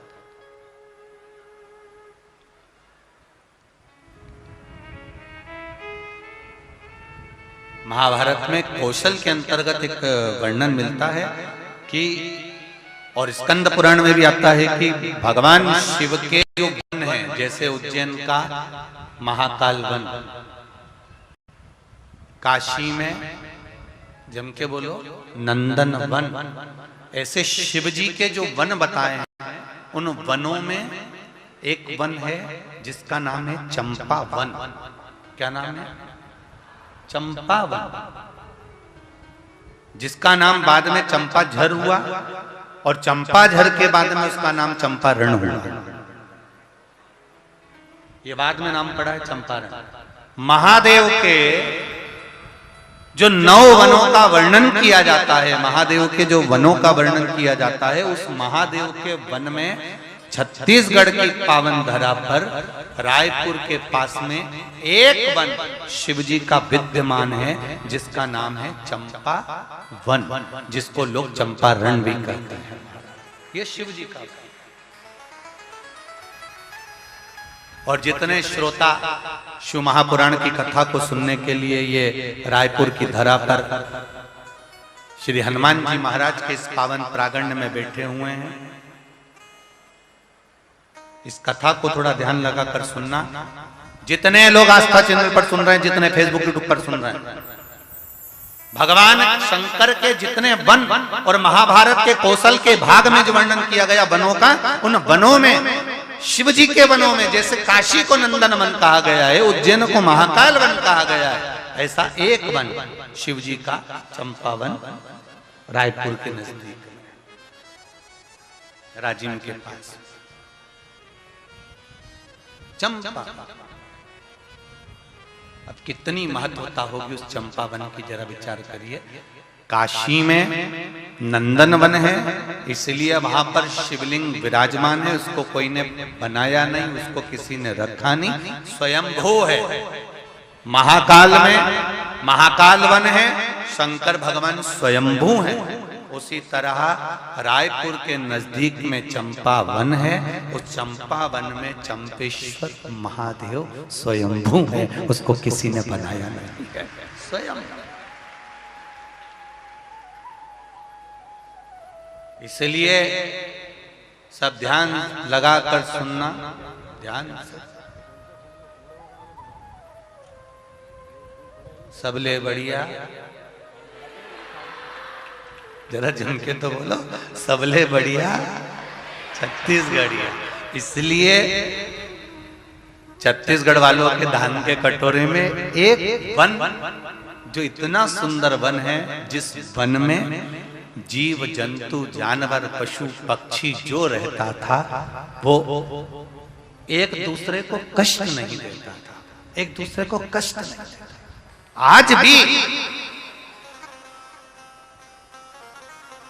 आज भी छत्तीसगढ़ का एक आनंद है।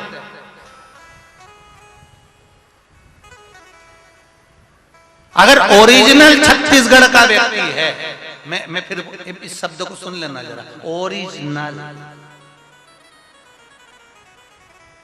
जो बाहर से आकर छत्तीसगढ़ में बस गया, हम उसकी गारंटी नहीं ले रहे, हम उसका पर जो ओरिजिनल छत्तीसगढ़िया है, ओरिजिनल, ये निश्चित है वो कभी किसी को दुख नहीं दे सकता, ये निश्चित था अगर ओरिजिनल है तो।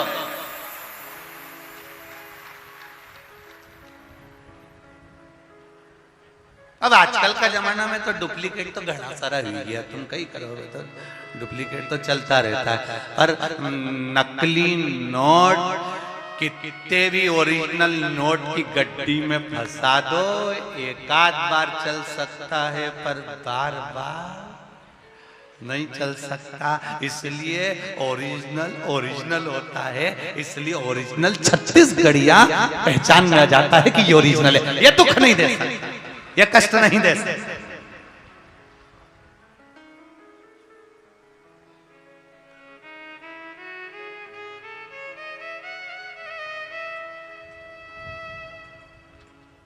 वो निश्चितता उसके अंतर्गत।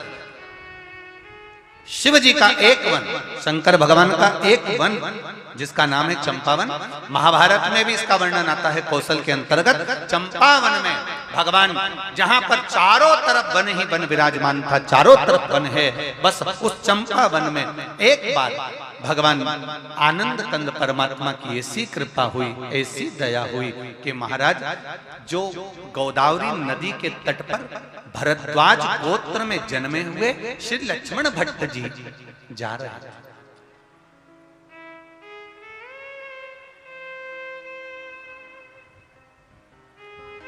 जिनकी धर्म पत्नी का नाम था इल्लमगारू।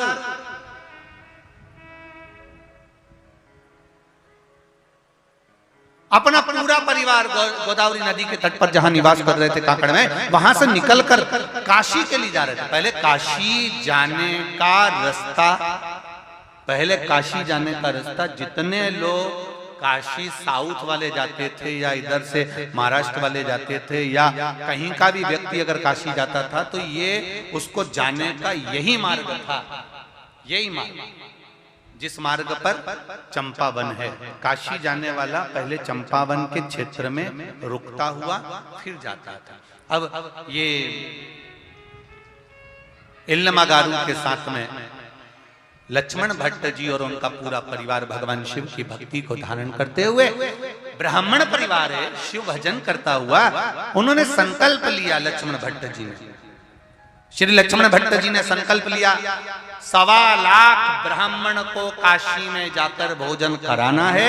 1.25 लाख ब्राह्मण को भोजन कराने का सामान लेकर, सामग्री लेकर, गाड़ी में भरकर, बैलगाड़ियों में भरकर, और सारे अपने ब्राह्मण परिवारों के साथ में, सारे भरद्वाजों के साथ में चल दिए और सारे नगरवासी भी उनके साथ जा रहे हैं। भगवत स्मरण करते करते पैदल चल रहे हैं, कोई गाड़ी से चल रहा है, भजन करते करते आराम से चलते चलते ये चंपावन के नजदीक में पहुंच गए।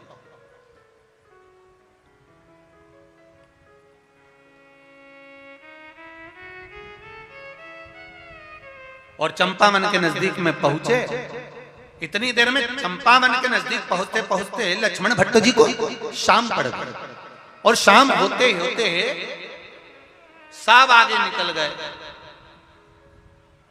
और सब आगे निकले और इल्लमगारू और लक्ष्मण भट्ट जी ये दोनों थोड़ी देर रुक गए। इल्लमगारू ने कहा, धर्मपत्नी बोली, स्वामी स्वामी, हाँ बोलो, क्या बात है? मैं गर्भस्थ हूं और मुझे ऐसा लग रहा है कि मुझे अब प्रसव पीड़ा हो गई है और इस प्रसव पीड़ा के कारणवश मैं तकलीफ पा सकती हूं। लक्ष्मण भट्ट जी ने कहा, इल्लमा शिव जी का नाम लो और चलो आगे। इल्लमा कहती है कि मैं अब आगे नहीं बढ़ सकती, कोई छांव ऐसी दिखे जहां मैं बैठ जाऊं। इल्लमा इतना घना वन है, इतना घना वन है, इस वन में पशु पक्षी तक नहीं है। इतना घना वन है कि तुम मेरे को देखने के लिए भी, तुम अगर मैं एक वृक्ष के पीछे चला जाऊं तो नजर नहीं आऊंगा। इतना घना वन है लमा।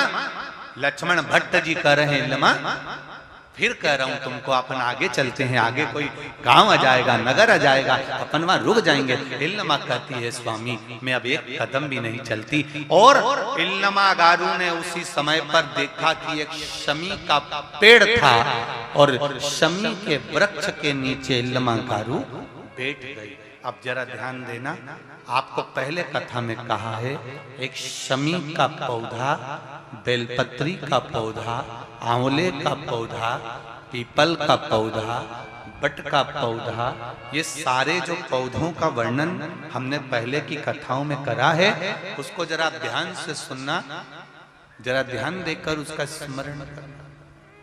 हमने पहले भी कहा इस चीज को कि बेलपत्री के पेड़ के नीचे या शमी के पेड़ के नीचे साधारणता नहीं है। बेलपत्री के पेड़ के नीचे लक्ष्मी का निवास होता है, पार्वती जी का निवास होता है, शिव जी का निवास होता है। पीपल के वृक्ष के नीचे 52,000 ब्राह्मणों का निवास होता है, भगवान विष्णु का और शिव जी का निवास होता है। इसलिए शिव जी का नाम एक पिपलेश्वर महादेव भी है। शमी के पेड़ के नीचे भगवान शिव अपने अड़भंग स्वरूप में विराजमान है। अड़भंग स्वरूप कैसा?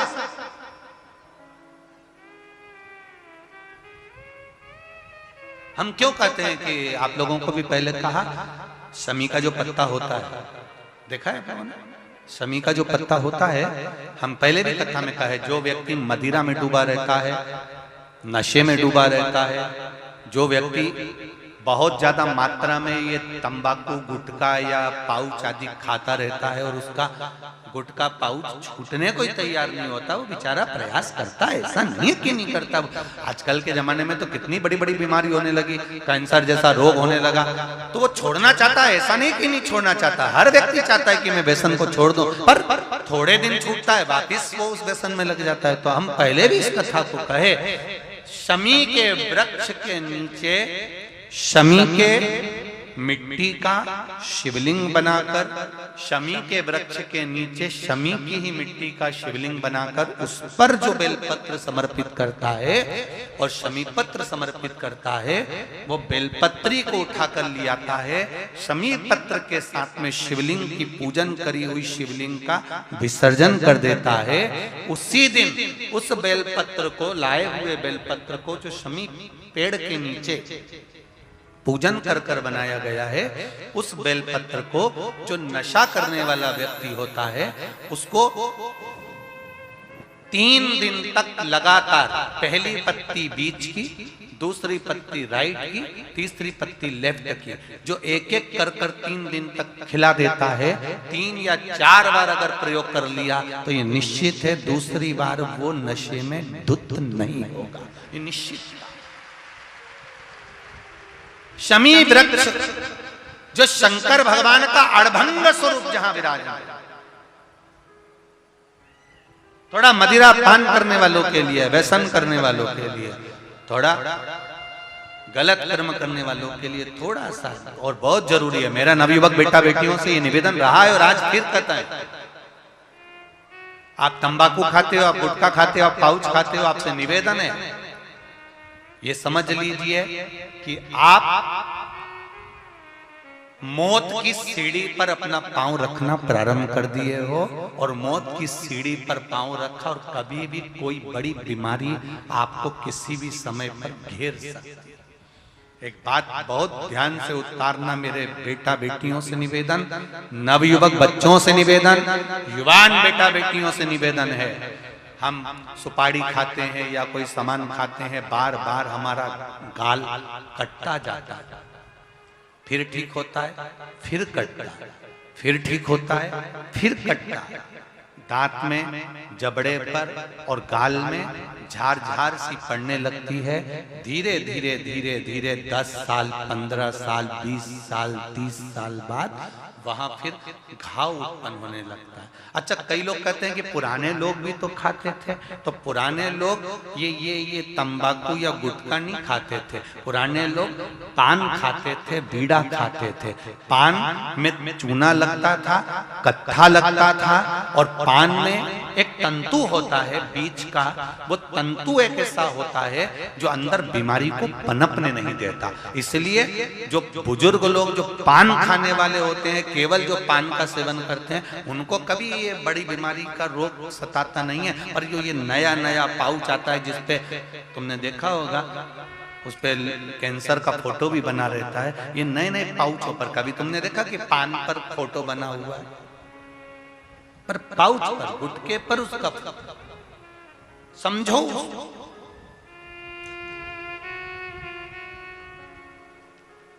तो कौन से वृक्ष के नीचे पूजन करना है? जम के बोलिए जरा, जम के बोलो जरा। शमी वृक्ष के नीचे। रायपुर वालों को जो कथा मिली है, बड़े ध्यान से सुनना ये कथा,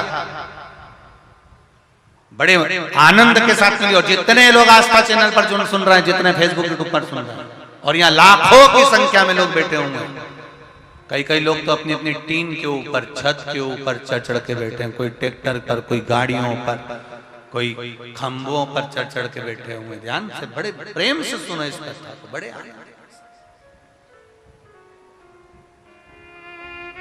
शमी पत्र का वृक्ष। इल्मागारू ने कहा, अब एक प्रश्न, एक संवाद और थोड़ा ध्यान में उतारिएगा। मान लो किसी कार्य के लिए जा रहे हो और वो कार्य में बार बार अटकल आ रही है, वो कार्य तुम्हारा होना चाहिए और तुम लगे हो कि मुझे ये चीज होगी, ये निश्चित है। मैंने 10 लोगों को बोल के रखा है, 10 लोगों के हाथ जोड़ के रखे, भैया मेरा ये काम कर देना, भैया मेरा ये काम, और वो कर ही नहीं रहे। आखिर कारण क्या है? उसके लिए भी शमी पत्र का प्रयोग किया जाता है। शमी पत्र को शिवलिंग पर चढ़ाकर, वही शमी पत्र को उतारकर अशोक सुंदरी वाली जगह पर चढ़ाकर फिर आप अपने कार्य के लिए चले जाइए। श्री शिवाय नमस्तुभ्यम बोलकर 1 लोटा जल चढ़ाकर जाइए, शिव संभाल लेता है। वो शमी पत्र की, और शमी के वृक्ष ने क्या कृपा करी, अभी ये छत्तीसगढ़ की ये कथा कर रही है, ये धान के कटोरे की ये कथा वर्णन कर रही है। इल्मागारू लक्ष्मण भट्ट जी की धर्म पत्नी, जगत गुरु श्रीमद वल्लभाचार्य जी की माता इल्मागारू शमी के पेड़ से टिक कर बैठ गई। वृक्ष देखिए, शमी का वृक्ष,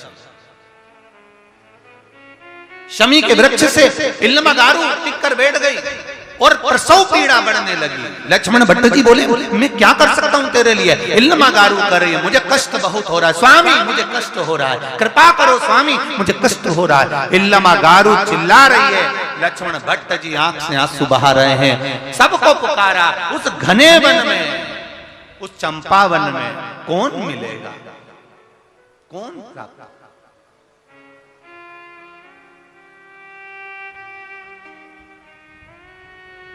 प्रसव पीड़ा बढ़ती चली गई।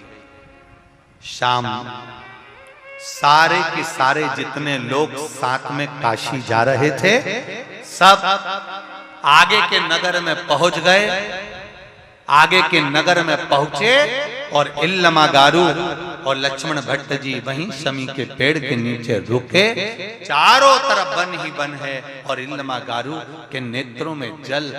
प्रसव पीड़ा बढ़ती चली जा रही है, बढ़ती गई। लक्ष्मण भट्ट जी बेचैन हो गए, पत्नी की दशा देखकर मैं क्या कर सकता हूँ। तभी समय बीता, रात्रि होने लगी और अंधेरा बढ़ गया। अंधेरा हुआ, अंधेरा होते हुए जब प्रसव पीड़ा बढ़ी, उस प्रसव पीड़ा के बढ़ते ही एक बच्चे का जन्म हो गया, एक बेटे का जन्म हुआ। तो लक्ष्मण भट्ट जी कहते हैं कि अभी तो आपको 9वां महीना होने में समय था इल्मागारू। 8 मासा, 8वें महीने में बच्चे का जन्म हो गया और 8वें महीने में बच्चे का जन्म हुआ जब लक्ष्मण भट्ट जी के हाथ में बच्चा दिया है इल्मा गारू ने, जब पुत्र दिया है तो लक्ष्मण भट्ट जी कहते हैं इल्मा इसमें तो प्राण नहीं है, इसकी श्वास नहीं चल रही है, इसकी धड़कन कार्य नहीं कर रही है, ये मर चुका है, इसके प्राण छूट गए इल्मा।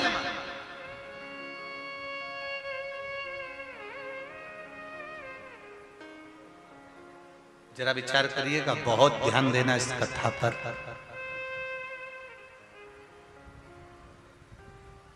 दुनिया के लोग कहते हैं कि हमें बहुत कष्ट है, शिव महापुराण की कथा कहती है मनुष्य का शरीर कष्ट को भोगने के लिए ही मिला है। कौन सुखी संसार में, कौन सुखी?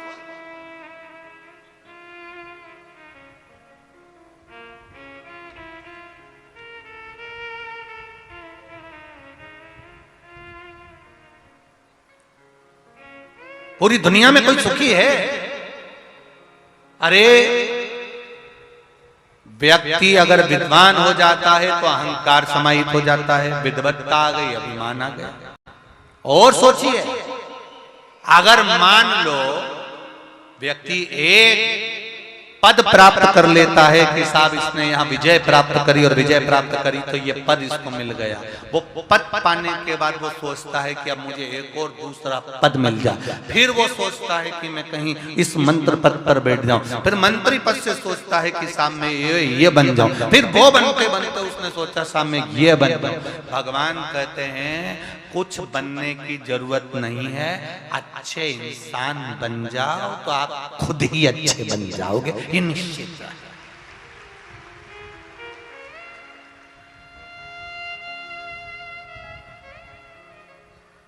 हम पहले भी कथा में कहे, आज फिर कह रहे हैं, आप लोग थोड़ा ध्यान से सुनना, बहुत ध्यान देना इस प्रसंग पर। आप अच्छे इंसान बन जाओ। हम हमारे बच्चों से कहते हैं देख लो श्रवण कुमार को, हम अपने बच्चों से कहते हैं बनना है तो उनके जैसे बनो, हम अपने बच्चों से कहते हैं उसके जैसे बनो, हम अपने बच्चों से कहते हैं उसके जैसे बनो। शिव महापुराण की कथा कहती है आप अपने बच्चों को ये मत कहो कि उसके जैसे बनो, अपने बच्चों को ये कहो कि तुम ऐसे बनो कि आने वाली पीढ़ी कहे कि इसके जैसे बनो। तुम अपने बच्चों को वो बनाने का प्रयास करो।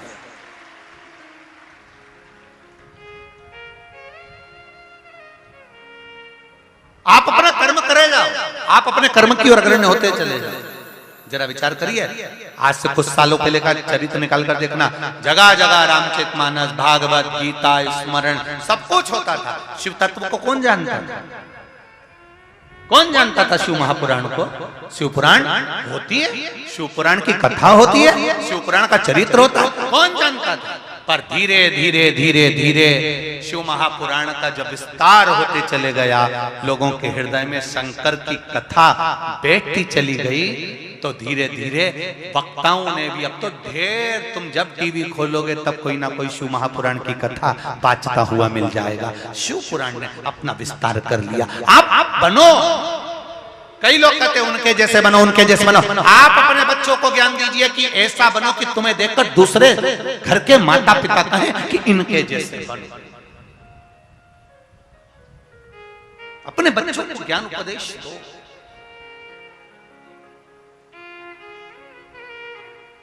कौन कहता है कि दुख नहीं आता? दुख आता है। भगवान जगत गुरु श्रीमद वल्लभाचार्य जी की माता इल्मा गारू के जीवन में भी दुख आया, श्री लक्ष्मण भट्ट जी के जीवन में भी दुख आया। ऐसा कोई मानव का शरीर बताओ जिसके सम्मुख में दुख नहीं आया? भगवान राम अगर पृथ्वी पर प्रकटे तो उनको भी दुख आया, भगवान कृष्ण पृथ्वी पर आए तो उनको भी दुख आया। ऐसा कोई बता दो जीवन में जिसको दुख नहीं मिला हो। दुख तो आता, पर दुख आएगा जाएगा, बस एक काम करते रहना है कि दुख की घड़ी में भी हमें शिव को नहीं भूलना है। शंकर के द्वार जाते रहो, शंकर भगवान पर बिना छल के, बिना कपट के, बिना अहंकार के, निष्कपट भाव। हमें एक लोटा जल ये देखकर नहीं चढ़ाना कि दुनिया के लोग हमको देख रहे हैं। हम मंदिर में गए तो पड़ोसन दिख रही है, वो हमको देख रही है, हम किस तरह से चढ़ा। नहीं नहीं नहीं, आप तो अड़भंग होकर आपके मन से जैसे आप शिव जी की आराधना करते हो वैसे चढ़ाओ। आप तो एक लोटा भर के ले गए। कई लोग कहेंगे बताओ, अरे कहीं कंगी मंगी तो करी आती, कहीं कपड़ा वपड़ा अच्छा पहनी आती, तो कह दो भगवान हमारा कपड़ा नहीं देखता, भगवान तो हमारा, अरे बोलो जम के, दिल देखता। शिव जी कपड़े से कभी प्रसन्न नहीं होते, शिव जी तो अपने हृदय से प्रसन्न होते हैं। निर्मल मन सो मोही, आप निर्मल मन रखिए, भाव शुद्ध रखिए, चित्त शुद्ध रखिए, हृदय शुद्ध रखिए, मिलेगा।